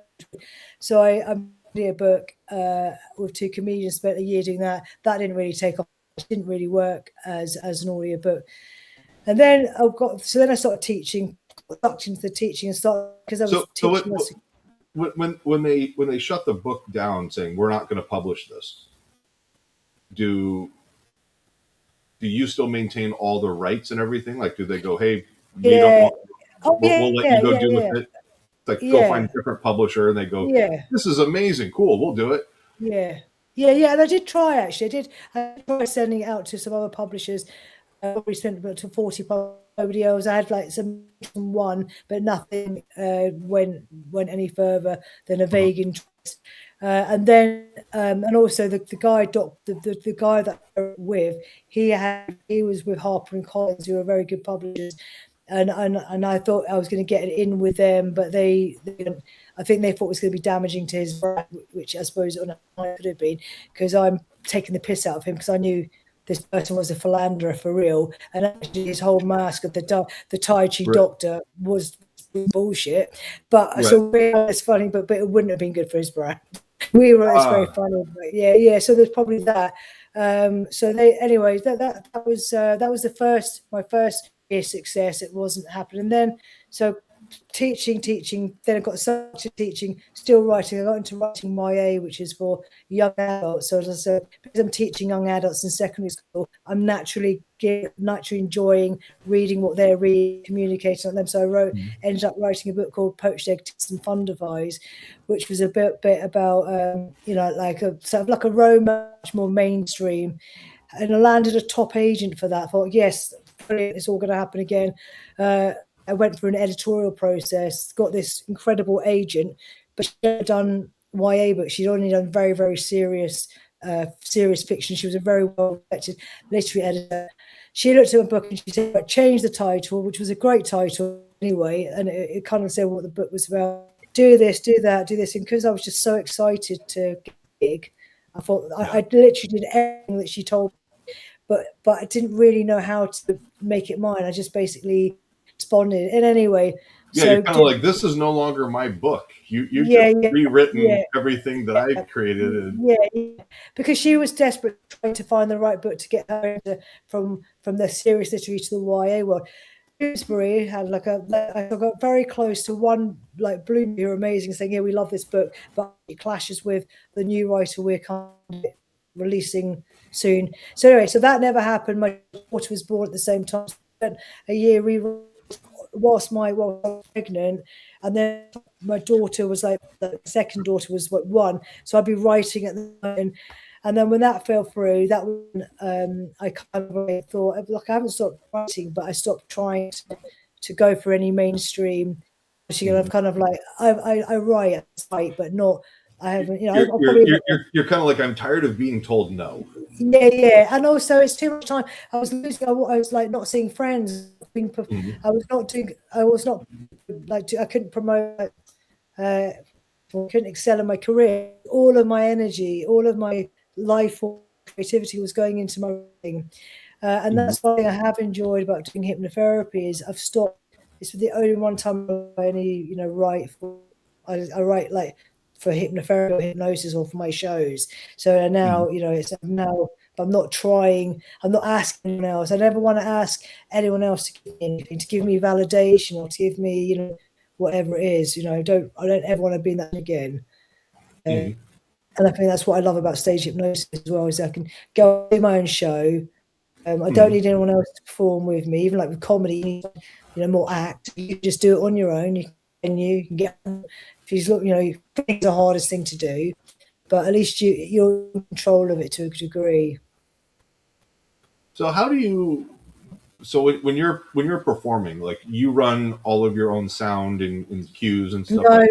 No, my husband's been doing that. That's up and down. So we obviously have arguments. So it's great. He's really, really good. So like with this, the funny sounds, he DJ'd as well. So and we both met. We did a lot of clubbing together. So he's great, and he's good at creating sound. music, but and it's really good for when we have big gigs and like big sound of music. But for the smaller things, I need to be able to do it. This is kind of like where I'm at the moment. I kind of need to operate my own system. That hasn't really happened yet. I'm very rubbish technically, so I'm quite dependent on him. And all, quite a lot of the time when we're doing a gig, he's getting so involved in the sound, and I'm thinking, can we just sort out the mic first of all, rather than the music? Can we make sure that's all right? And we have the normal clash because there's so many things that, like domestically, that I'm at, and like just really, and that dynamic exists. So it sounds like you guys have different priorities of work when you arrive at yeah, and like if it was something else, I could say this needs to happen. This is for me. I want this because it's just really hard for me to say exactly what I want in the way that I want it, him being pissed off with me, because he's also doing it for me and doing it as it's like I had the conversation with him the other day. Just because you want to do it, you doing it to help me. If it's only for me, I probably need to get somebody else, because this is my job, and I'm only gonna get more gigs, and so it's been great because he is really great. He knows where stuff and to interject with sound. He also understands me, but also I think it's complex. So like as I get more gigs and have to do more, I don't know how it's going to work out with our kids. So well, I think that everything that you say makes sense, because I would imagine that he wants to be supportive in his own right of your show, where he's like, okay, I want to make sure that the sound and the audio and everything is on point, all of the cues are set up properly. But then you're like, look, I kind of have my own mental checklist or sequence that I do in my head of going, all right, first I want to make sure that when I talk into the mic, I hear, the audience hears me, and then if you've got a monitor that or anything in ear or whatnot, that you hear you. So you're not, because I've been where you talk into the microphone, it goes out through the speakers, bounces off the walls, then you hear it half a second later, and you're trying to listen, am I loud enough? And then you kind of, my brain short circuits where I'm listening and trying to speak at the same time, and that's not going to work. Yeah, that's exactly right. But it's almost like if you guys go, okay, this is the plan. Like, honey, I appreciate everything you're doing, but it's like this one thing we need to get done first. Here's priorities, and then that sounds good. That sounds very good. I do get stressed before performance as well, and I think it's also an additional stress that I'm worrying that if we start arguing, that if we're not communicating well with each other, and when we first met, we actually ran a comedy night together because he was finishing stand up, and he was quite creative, and he's into like his friend DJs. He's always DJed, so we ran a night called Killjoy Comedy, and we spent the whole day packing and taking all the equipment. And there was one night we had a massive argument, like really well-known comedian performing. That's it, you fucking performing. And you compare then. And I literally went, it's the only time he's ever de-escalated a fight. I literally went to the toilet, and I meant it. I was so angry. So I was in the toilet because I was so upset as well. I can't remember what, and he kind of put down, he calmed me down because he knew he needed to get me onto the stage so I performed. But generally speaking, he doesn't de-escalate fights, or wherever he quite likes to fight. But yeah, he must. I'm going to de-escalate with gasoline, and we're just going to burn this thing out as fast as we can. Yeah, he likes to upset me sometimes for the fun of it. But yeah, so that's finding a balance is tricky. But it's definitely, the sound's definitely been a massive big part of the show, because it's all sound. I come on to great rave music. We have music. It always ends up at the party. So the music is instrumental to my comedy hypno rave. He's instrumental to it. But how it's going to evolve, I don't know. Because the reason I was asking if you did everything yourself is I was going to ask, okay, how do you kind of a follow-up would be, how do you manage when you're on the road by yourself, and it's kind of like because I've given thought to this. It was always great. I had a lot of fun when I would go perform with Jim, because he would just invite me to come along, and it was like, all right, we will ride to the venue together. Usually, Nice. on the way, we'll kind of brain fart something that resembled like a sequence of events or like different skits that we wanted to do, and we talk our way as we're all the way through, like as we're setting up, we're just bouncing ideas off of each other. And then afterwards it was like, I get to do this with my friend. Then after the show's over, quick cleanup, put everything away, and then we're off to some dive restaurant to go get a burger or breakfast or something like that. And then we'd be able to go, okay, here's what I saw that worked, what didn't work, here's how we could have done things a little bit differently. And it was always like very much that team aspect. And then I think about, okay, if I go out somewhere by myself, I get the laughter and everything like that, and sure, the audience is entertained, but then it's like I get to go back to a hotel room by myself. It's a bit lonely, isn't it? Yeah. Yeah, it was like, how do you kind of manage any loneliness, or if you do travel, if I went across the country, I'm like, well, I got some time to go see some other places, but I don't get to enjoy them with the person that I get to be with, or family. And so I don't know if you've ever experienced something like that on any solo trip. No. With this, it's too early days, so I've not done it. I've not gone far to any of my gigs. I've not gone out of the UK, and but that's a good question, because that's kind of like what I was speaking to someone this, and I need to be able to do that, I need to simplify my setup. So I mean, I have got a Rodecaster, I've got it all there, but because but I just hasn't really been there for me to do it like that. But I need to know that I can, because I know what's coming, and also because of our kids, we can't both be we can't be away, and I'm not looking forward to. Or if you get that awesome paying job that says, what, we can afford to kind of turn this into a mini vacation, which is that'd be Vegas. amazing. We tell people, fly in on a Tuesday or Wednesday when flights are cheap, do the conference over the weekend, and then fly out Tuesday or Wednesday and give yourself a couple of days to just go sightsee around and take in some of the local culture. And because usually with the savings and airfare, if you can swing the time off, is will more than cover the hotel costs. Yeah, that's what you want. That's what I want. It takes a little bit of work to structure it that way. I know for myself, I used to, whenever I had a conference that the school division was sending me on, I had a hotel room. So it was just natural to make sure that it was a hotel room that the rest of the family could stay in. And so they got the vacation while I was still working. Yeah, honey, you go sit by the pool with a good book, and that's all right. No one's going to mind that, are they? And that's the thing. It's no family might mind having a holiday. That'd be great. Yeah. It's the same price for a single bed in the hotel room as it is for two beds in the hotel room. Just the way they structure things here. So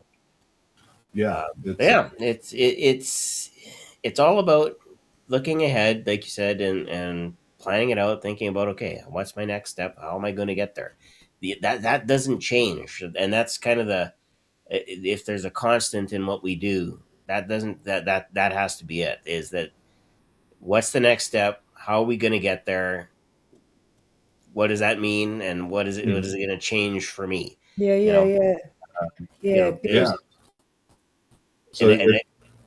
I'm not sure if Lizzie is jumping off here, or if she's still going to hang out. But she says she really enjoyed listening to us, and she definitely learned a lot and has her thinking of things differently. Lizzie, before you go, cast your vote in the comments. Is Lara a friend or a frenemy? And we'll get to that in just a second. Yeah. Then because Becca says she thought she missed it earlier, but did you work as a teacher? Was that? I did, yeah. I was Is secondary school, is that like your High school. High school?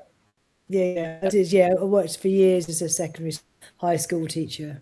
So is primary school like 1st through 8th grade? Yeah, so I mean, generally speaking, primary school is from 5 to 10, 11. Yep. You know, it's a little bit of some boroughs are a bit different, but ultimately roughly there. And then secondary is from 11 to 16, 17, 18. Oh, okay. Yeah, we have a elementary school, which is like your kindergarten, 1st through 5th, maybe 6th. Then you got, your 6th, 7th, 8th grade is your middle school, and then high school is rounds out the last of your public education before you start going into college or university. And fuck that. I couldn't deal with real teenagers. I didn't even like teenagers, even when I was a teenager. Becca just went off. Becca, you've got two teachers here that probably you would absolutely love our classes. And could probably relate on the same level at the same time. Yeah. But you know what? That's gonna make this question. It was a great setup, Becca. You must have been reading my mind, because that's gonna make this next question a whole lot more relevant. Which is, if you could talk to yourself, Lara, your past self, right when you were starting, transitioning and learning and whatnot. If there was any piece of advice that you would give your younger self, I would say keep going. No, you think I'm drinking right now, or have been drinking, but think of it like this: would it be something that would save you time?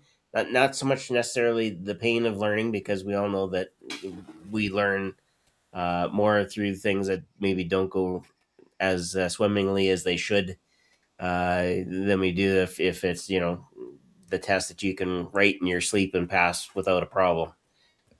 Yeah, I just say trust your instincts, and they will escape. You will get out of here. It's going to happen. And read a lot, read more, trust yourself. You will escape. That's what I would tell myself. I like it. You will escape.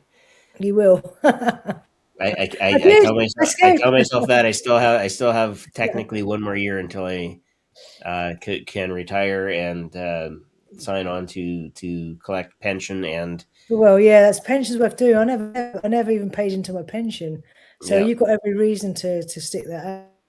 Yeah, one more year of that, and then I could probably do another year just to we have the option to double dip, so I can get pension and pay for a year, which is kind of nice. So yeah. So yeah, 2 more years. I'll stick it out. I think you're free. Yeah, it's either that or win the lottery, and I have no problem winning the lottery. So if you win the lottery, everybody who wants to help me manifest a lottery win, I'm all for it. Canada's gonna go. We're gonna tax that. Nope. That's the one thing in this world that we don't tax is lottery winnings. Really? Yes. So if we win $80 million or whatever it is tomorrow night, we win $80 million. There is no tax on that. Tax will kick in if you Washington state politicians that are just rolling over in their trust funds right now, going, "Look at all the money you're leaving on the table that we can funnel into our campaigns." And no, it's all good. All right, I think we've reached that point, Brian. It's time for the question. Okay, so proper context for this is we've asked the question before, and we get the lawyer answer. Well, it depends. And so I go, no, it doesn't depend. So you are calling your local pizza place. You're going to ask them to deliver pizza to your house. This is your preference. Does pineapple belong on the pizza, or are we leaving it off? Well, I've raised this question because I know what you want me to say, but I am definitely a pineapple on pizza. I love pineapple pizza. Oh, God, Tommy with the win. Tommy Girolando had it. I knew I was going to be a frenemy. I knew you were going to be an anti people, and I don't know why I knew you meat guzzlers. What's wrong with pineapple? It's lovely. With I like what's in Hawaiian, the Hawaiian pizza. I love it. Casey sneaking in. Casey, I thought better of you. Oh my God. No, I remember Casey saying she liked pizza with pineapple on it. Yeah, it's Lizzie also. Oh my goodness, we have been infiltrated, Shawn. Well, once again, I apologize to the world that a Canadian invented the pineapple on pizza phenomenon. My daughter, one of my daughters hates it, and the other one loves it. She's good. She can hang with us. Yeah, put your daughter on the line. What? So both of you hate it then? You both really hate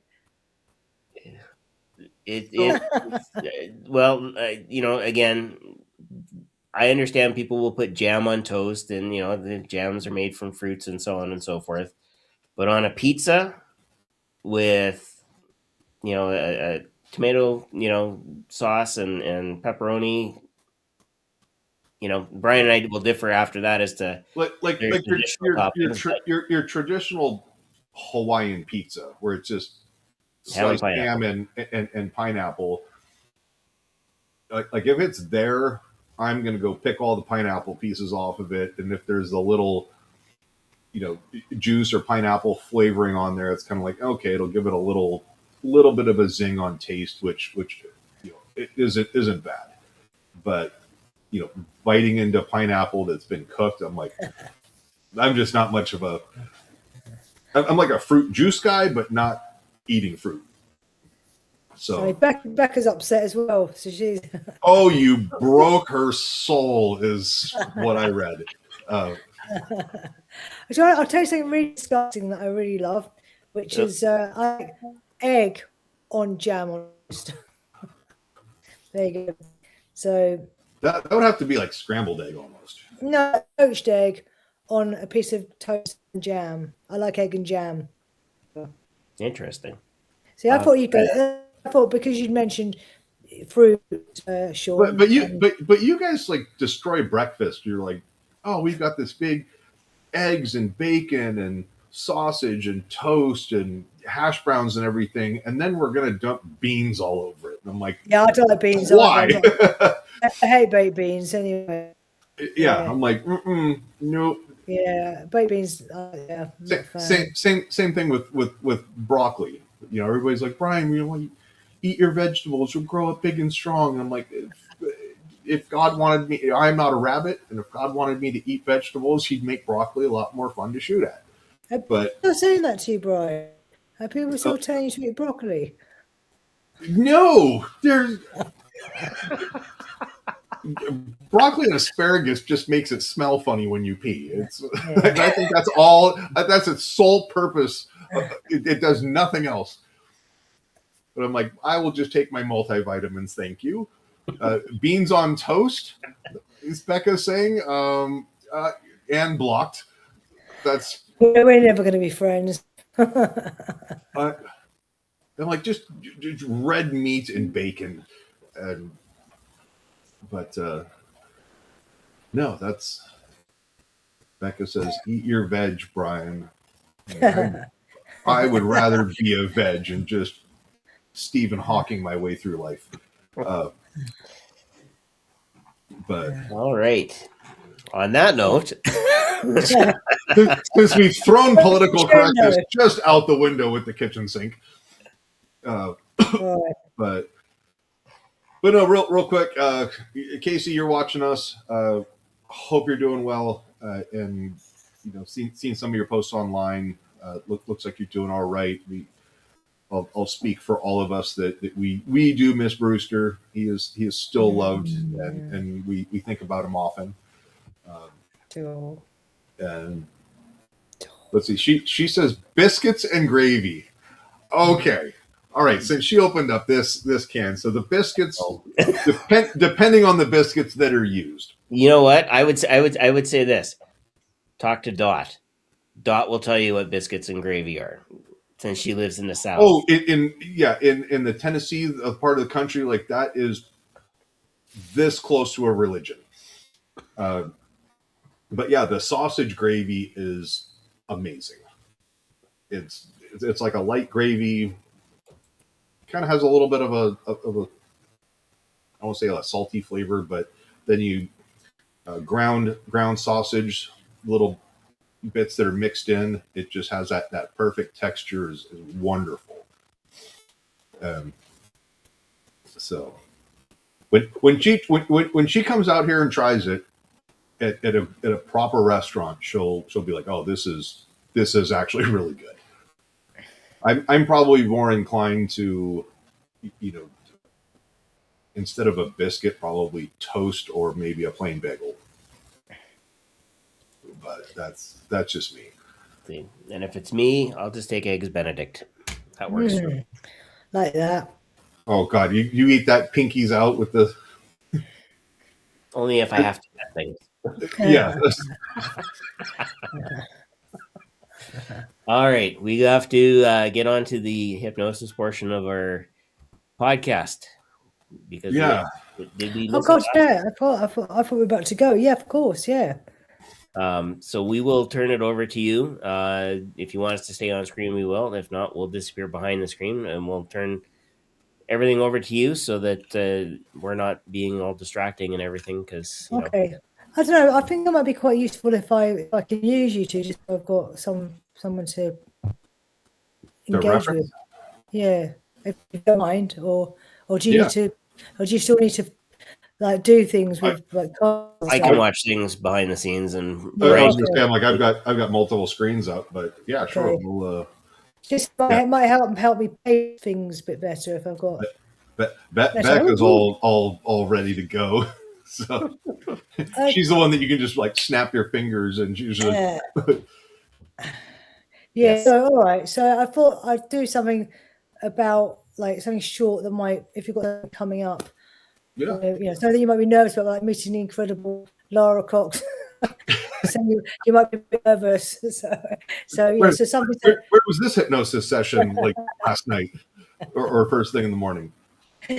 It's nighttime, isn't it? It's afternoon for you, isn't it? It is coming up on 2:00 in the afternoon for me. Okay, all right. So what I want you to do is we're going to start off with let's just do something I call the cosmic trance. All right. So do an induction. So anyone, if you get comfortable and find something with a back so you can sit down. Just take your non-dominant hand and then just hold above your head like about 6 inches like that, and just find a single point. You said non-dominant hand? The non-dominant hand. So the hand you don't wank with. Yeah. Okay. Did you? It cut out. Did you say don't write with or something else? I said with. It was supposed to be, like very subtly said, but if it was cut out. Obviously, you might be extras, might you?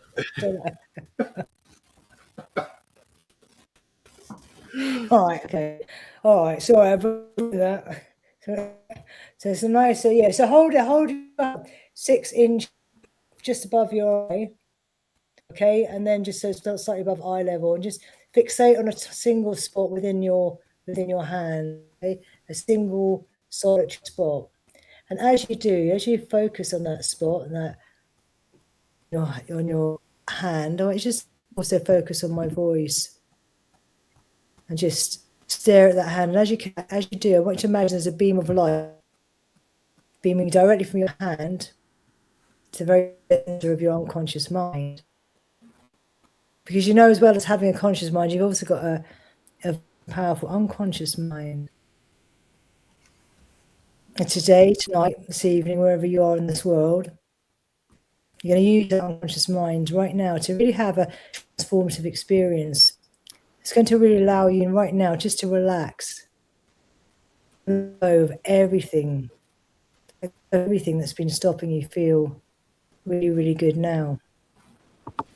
As you continue to stare at that hand and set all your attention on it, as you allow yourself to feel really confident, and before you sink even deeper into trance, I'd like to continue to focus on a single line on that hand. Really look at it like you've never seen it before. Like a child that's looking at a bit of food for the first time, really, really stare at that kind of openness, that curiosity. And as you continue to stare at it, I want you just to imagine right now that that single line, that spot, is like a beam of light, of like magnetic. Imagine it's a magnetic spot on your hand as you continue to look at it. And because it's a powerful spot of magnetism, imagine it's glowing, and you can feel connection between that magnetic point and your unconscious mind. And because it's magnetic, imagine that magnet growing, getting bigger and bigger and bigger, until amplifying your whole hand, until your whole hand becomes like a magnet. So your whole hand is a magnet. And because your whole hand is a magnet and your head is a magnet, you can let that hand begin to move towards your head, compelled towards your head, because your hand is a magnet and your head is a magnet. And you can allow that hand to begin to move right now, closer and closer. And the closer it gets, the better it feels. And the better it feels, the closer it gets. And as your hands move towards your head, your eyes change focus. And as your eyes change focus, you can close your eyes. And then with your eyes closed, your hand can continue to move towards your head, because your hand is a magnet and your head is a magnet. And when your hand reaches your head, you can just either just leave it there for a few moments, or you can even allow it to drift and just float down towards your legs or somewhere comfortable and just rest it there. But wherever you rest it, you can allow a feeling of deep relaxation just to flow all the way through your body.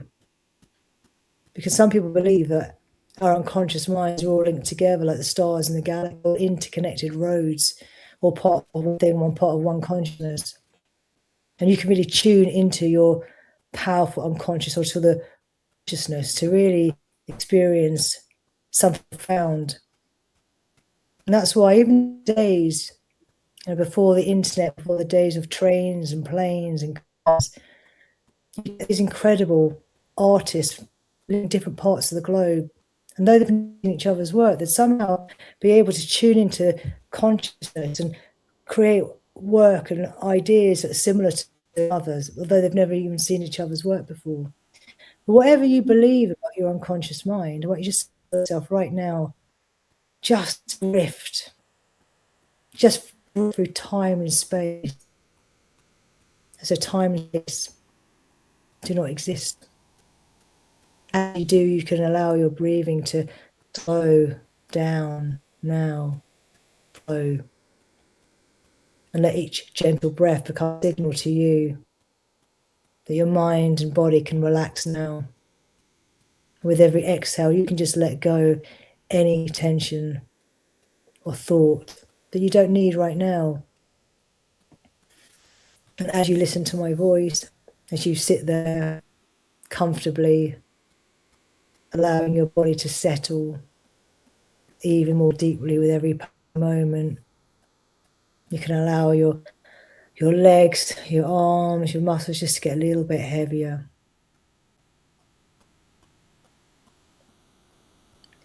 And now I'd like you just to allow your mind to drift into time and space and go all the way back to a time where you felt so relaxed, so calm, so free.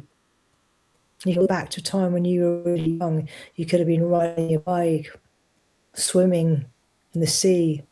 Or perhaps it's more recent. You just felt really relaxed. You were in your favorite place, your favorite happy place, where you just felt so relaxed. Everything was in line. You could access your most comfortable, peaceful resource, and just go to that place now. And just imagine drifting above that version of you, and just watching. Look how you're breathing when you're in that space. Notice the rise and the fall of your breath. Notice the expression on your face, your posture, where you're standing or sitting, the way the muscles move. And imagine that you can actually see what you're thinking, what the thought in your mind, as you feel that incredible, as you feel so relaxed, as you feel this calm, this open, calm but alert, responsive, just that perfect place of being receptive and connected, like a flower that's just bloomed, that moment of perfection and openness, or a lake just rippling still, that beauty, openness, that's the kind of quality of the space that you find yourself in. And as you do, as you feel that calmness, that energy, restful place, not your imagination, you can let your imagination drift all the way back to a space and a time and a place in your life, a place, time that you've got coming up right now, something that you'd like to feel relaxed for, you'd like to feel in the perfect optimum woman space. I want you just to take a moment to imagine that event that's coming up, that event that you want to present well in, perform well in, feel good in. It could be a meeting with someone, a conversation. It might, be a podcast with two incredible, inspiring individuals. Whatever it is, I want you just to take a few moments to imagine yourself occupying that same space that you could see yourself occupying a few moments ago. Notice the way you're breathing, that you can feel relaxed. Notice the way you're communicating when you feel this calm. Notice the way you're standing, how comfortable you are. Your thoughts are coming clear. The mind feels open, receptive, calm, bright, all at once. And notice the way that others respond to you. Focused, interested, engaged, as your words flow easily and naturally. And this relaxed focus gives your mind room to remember exactly what to say, or exactly to trust yourself, to be able to access your intuition, your creativity, your confidence, to say exactly the way you feel it. From this perspective, you can sense how being ready doesn't mean being tense, it means being aligned. Your mind, your body, your breath all working together effortlessly. You might even imagine a gentle breeze. You can imagine yourself like a tree with the roots being grounded into the earth, with sunlight glinting across that open lake, reminding you that this calm power is always within you, just below the surface, waiting whenever you need it. And now you can bring this calm alertness forward with you, allowing it to travel through every cell of your body, every thought, every word, knowing that wherever you go, this steadying confidence can remain with you. Just take a moment to really connect to that feeling of confidence and alignment and trust. It might even be a color, a sensation in your body, just a feeling of knowing. In a moment, I'm going to count up to 5. And on the count of 5, you can bring all that alert confidence to the surface with you. Feeling relaxed, confident, energized. 1, take a slow deep breath in. 2, let that breath circulate through your body. 3, 4, Sensations return to your hands and your toes. 5, coming all the way back, feeling ready. You could tackle anything. Podcast with Lara, whoever you got next, you can do it all. You're unstoppable.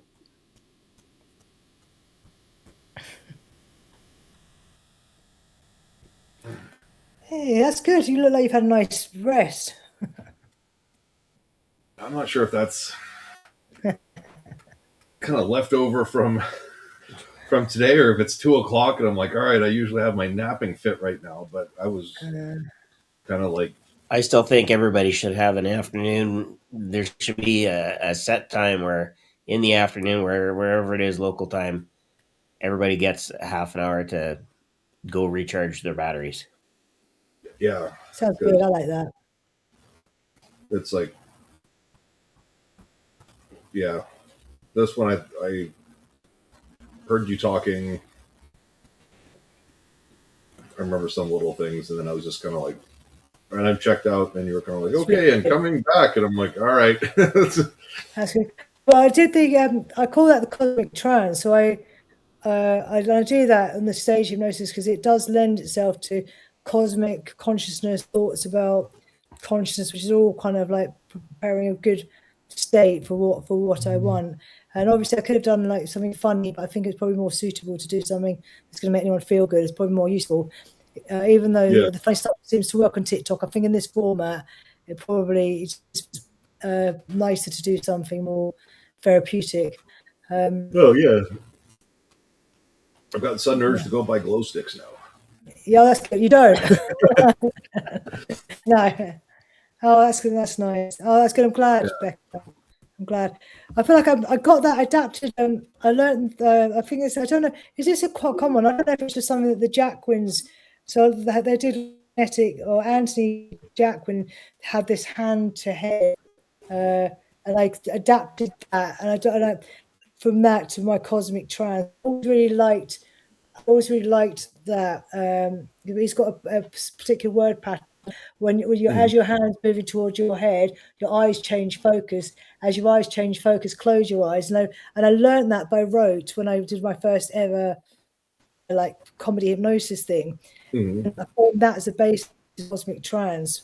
But I find it really effective. I use it in scenarios. I use it in my stage, and it always does kind of let it really get a really good reaction. Right. I find that if it's a busy crowd or a busy venue, having something closer for them to focus on than looking up at a light or something like that, this blocks everything else. Yeah, it does. Yeah. And it just gives you that extra little edge when it comes to, hey, I want your focus here, not everywhere else, because they're not going like this. That's right. Yeah, they're focused, right? Yeah, that's what. Do you know what? I didn't even know what it was, but that's really, I hadn't even wrote it down like that. But that is another. Yeah, I learned that the hard way. I think isn't that the only way? Isn't that the only way you learn anything, though? Isn't it? I think isn't it with performance? Certainly seems that way. It's the only way you really remember. I'm like, I'm ready to just go upstairs and go catch a nap and some snooze, and then it's like, all right, I'm actually going to start working after business hours, so then. I know I'm not going to get phone calls, and I can just, there's no interruptions. I can just focus on what needs to get done. Excuse me. Yeah. But is Becca, you in the UK or in the US? Where she's in the UK. I think. Oh, amazing. I think Norwich is the largest. Like big city. I know Nora. Okay. So she could actually come to one of my raves. That'd be great. She looks like her. Oh yeah. I've been talking with her and Grant about some opportunities for her to kind of help out with different things, but it's that's also kind of the cool thing is when we get to interact and there's an element of collaboration where it's like, hey, you know what? Oh, you're in my area. Why don't you come hang out, get to because you never know that one time that someone says to you, hey, here's an invitation to come try this. And that's how everything started with Jim and I. Is I showed up to one of their meetup groups. I think it's for NGH locally here in the greater Seattle area. And I was selling insurance at the time and trying to start, a web design company and screen printing. And I was like, look, here's all this baggage from the military that I'm trying to deal with. And just life had happened. And then he was like, hey man, I really want to work with you. No charge, you're a veteran. This is awesome.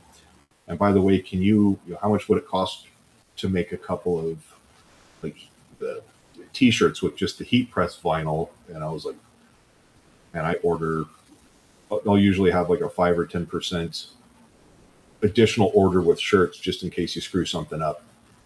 And I was like, what, you only want 2 shirts? Yeah, dude, I can simple design, lettering. Yeah, I just got scrap vinyl. That's cheap. I'll got an extra shirt. And he goes, okay, cool. Make a t-shirt for yourself and you can come out and we'll teach you street hypnosis. And cool. That was the first time that I really experienced anything. And then we got into Justin James's street hypnosis mafia training. We participated in him producing a training DVD, really from the class that we did down in Seattle. Had a load of fun, and then I turn around a number of years later, here I am. Cool, that's amazing. You must really miss Jim.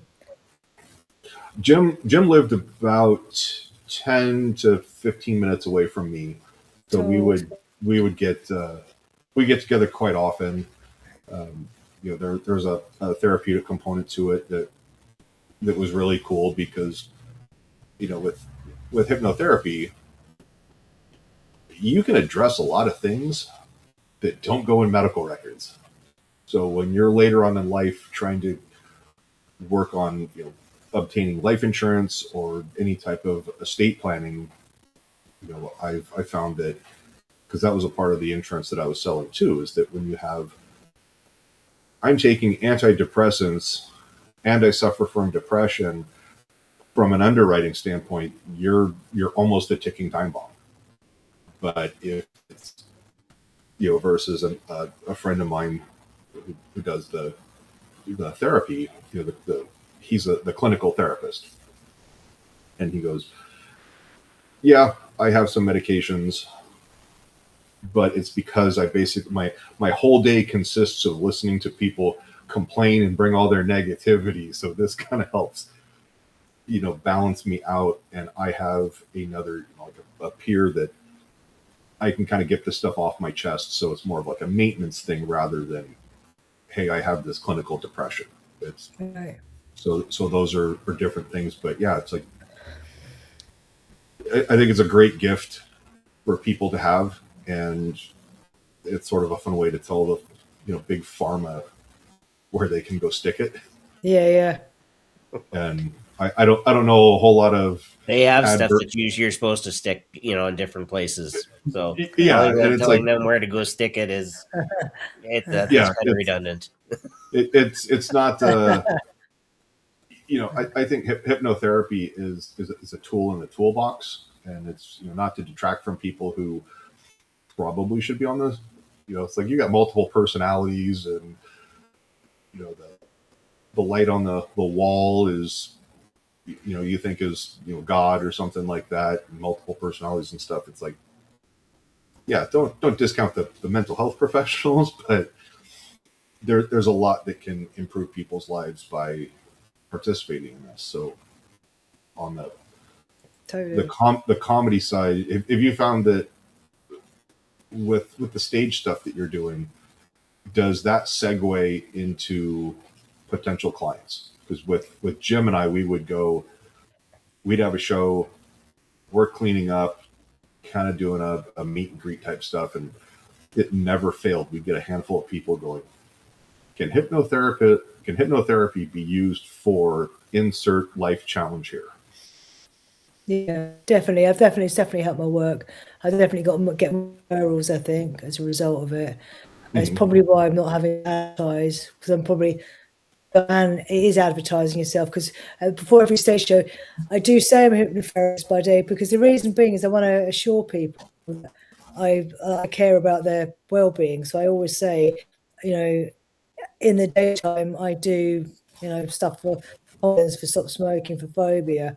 So, I say it in a kind of a light-hearted way, but I say, so don't worry. You're going to be all right. Basically, that's what I use. I party at night. Yeah. But I said today we're just doing the fun stuff, but we're not doing any of that shit. That's basically it. We're not doing any of that confidence, stop smoking shit. Today we're gonna have fun, but I've still put it in their mind, and I've also hopefully assured them that I'm not as like, I'll make some jokes are clearly jokes, but who shouldn't come up.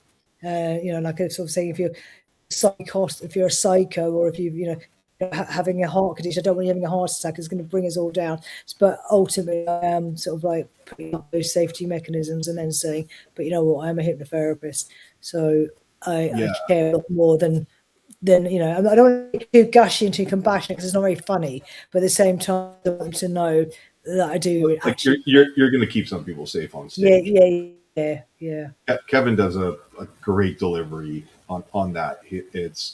I'm kind of paraphrasing, and it's like, if you're on multiple prescription medications to keep the collaborative group inside your head like behaving, probably don't want to be on stage. And he's like, and if you're not taking the medications, and you probably should.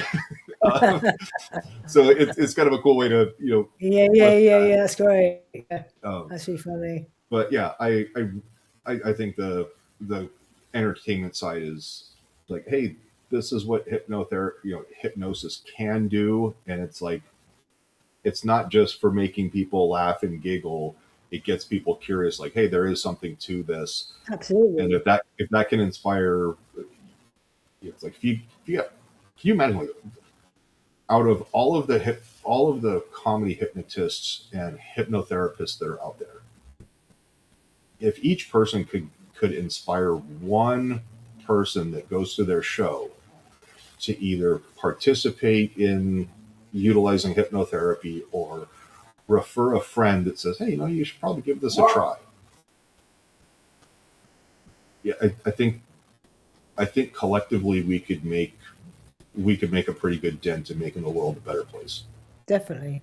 It's a nice thought, isn't it? Yeah. But I think that's something that we can kind of close on a positive note. But what's coming up for you that people in your area can so I suppose come check you out? Well, actually, there's one thing that anyone can have, even like on Zoom, because I've got on April the 26th. I used to run it monthly, but because I've been busy with shows, I haven't been doing it so religiously. But I have a Facebook group called The Life You're Born to Live. And I hold monthly hypnosis sessions, and I haven't been trying for a couple of years. It probably will change because it's been going for quite a while, and I don't really have the capacity to carry on. But there's something to be said that your time is worth something. Yeah, and there's that. But I've got a hypnosis session on April the 26th, which is called the Golden Hat. It's about stepping into through portals and confidence. And I'm going to be sharing 3 powerful tips for performance as well. Like, it doesn't have to be stage hypnosis, but any kind of presenting or performance, which is why I kind of wanted to do a tiny little bit today as well. I thought I'd do something small with a nod in that direction. So yeah, that's a group session. I've shared the link with Shawn. I think, have you got it, Shawn? Yeah, I've got it. Just not wanting to post here for some strange reason. Oh, and then okay. I'll fix it. And then I've got a couple of shows coming. If you're anywhere near Hertfordshire, I've got one in Hitchin, a comedy hypno rave. That's also at the end of April. I'm doing the Camden Fringe again. I was supposed to be doing Edinburgh, but that's not happening now, which is really disappointed by. But I can't bother going into that. So yes, I've got some shows coming up in dotted around the summer, basically around the UK, around England. So London, not too far from Hitchin, which is not far from Hertfordshire, got a thing called Let's Party Where. So yes, maybe if you take a note of my website, and also just join my group, actually, and that's probably where I'll keep you posted about coming shows. Is that the Golden Hat one? That's that one. Oh, in Vegas. That's not till the summer, is it? That's be in Vegas talking about shows. And there's something else I can't. Are you doing Hypnothoughts in I'm summer? doing Hypnothoughts. Yeah, and I'm talking about how, what's it called? It's got a really good title. How the extraordinary power of comedy hypnosis to change the world. What it is. That's what I'm talking about. Oh, nice. Yeah. I like that. Because it's what I and actually it's not even just that we can change people like that. It's the sheer scale of every time you do a show and you're seeing multiples of people, and some obviously hypnotists, thousands of people. Now I do say tongue in cheek, people that want to go and be in the middle of the Mojave Desert and in Las Vegas in the middle of summer is you're a special kind of character. But I'll also say that about people who stay in Florida, where it's just hot and humid and everything like that. But Vegas is a dry heat. Yeah, it was hot. It was very hot. You go outside and you're like, oh my god. Yeah. I didn't even make it to the when I went. I just stayed in the air conditioning because it wasn't even a heat. It wasn't like a heat you wanted to be by. It was like, they feel dirty. Yeah, like in January, it was. I think the weather was mild and quite pleasant.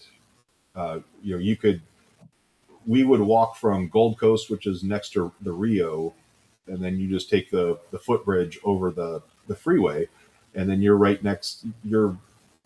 in between Bellagio and Caesars, right on the Strip, and so it's not a horrible walk, but doing that in the summertime, I would be like, I am drenched in sweat and super dehydrated. Yeah. But yeah, that's we'll look forward to seeing you out here. And how often do you get to the US, or do you just pretty much? That was my first time was at Hypnothoughts, not the one before, and I've been to New York before, so I'd only been to New York once, and then that was my second time visit to the US. So it's not, and it's hugely expensive for me to get there. So it's not, but I'd like to come down. I'd like the performance one. I'd like to do the actual, come out to the stage performing. Performing Hypnosis Summit? Yeah. Oh, we would love to have you. There's if you go on the website, you'll be able to submit a speaker submission if you want to give a talk. I'd love that. And cool. I have it on good authority that Virgin Atlantic has very reasonable airfare with direct flights from London right into Vegas. Really? Oh. Yeah, I think it makes sense, obviously, because now I'm definitely, I don't know, it'd just be nice to hook up with loads of other performers, wouldn't it? Well, and Becky can tell you that the Boeing 787 Dreamliner that you'll fly on is freaking huge. Really? Yeah, they're gigantic airplanes. I think that's the Boeing equivalent of Airbus's A380. I think those are direct competitors. Yeah. But I think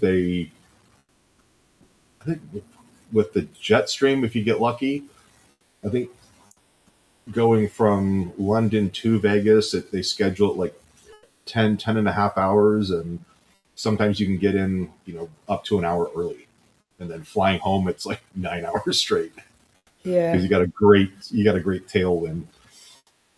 But you go up over Iceland and Greenland, come over Newfoundland into northern Canada, and then I think you cross right about the Montana border, and you'll get to see some beautiful mountains through Wyoming and the Sierra Nevadas. Oh wow. And then I think that the flight that they took was, I think you leave at like 3 or 4 in the afternoon, and you get in about, by the time you fly in, and it's like right as the sun is setting, the city lights are coming on, and Oh my god. Becky was telling me, because she was sitting with Grant, they got a window seat, and she was like, "Oh my god, just you start your final descent," and then it's like everything starts lighting up, and oh, Grant, don't you have a show to do? No, he's He's done. He's done. He's done. That's So yeah, it was really awesome to it's always awesome seeing Grant in Vegas, but I know it was special because they were able to coordinate flying together, which made it a lot easier. Becky's like, I've got a familiar face, somebody who's a seasoned traveler to help me go through all the airports and customs and everything. So, but yeah, it's I encourage anybody to come out. We would love to see you guys and whatnot. We'll definitely have some fun. We're gonna be doing some things a little bit different this year, but yeah, Grant, I probably have to holler at you as soon as we're done here. But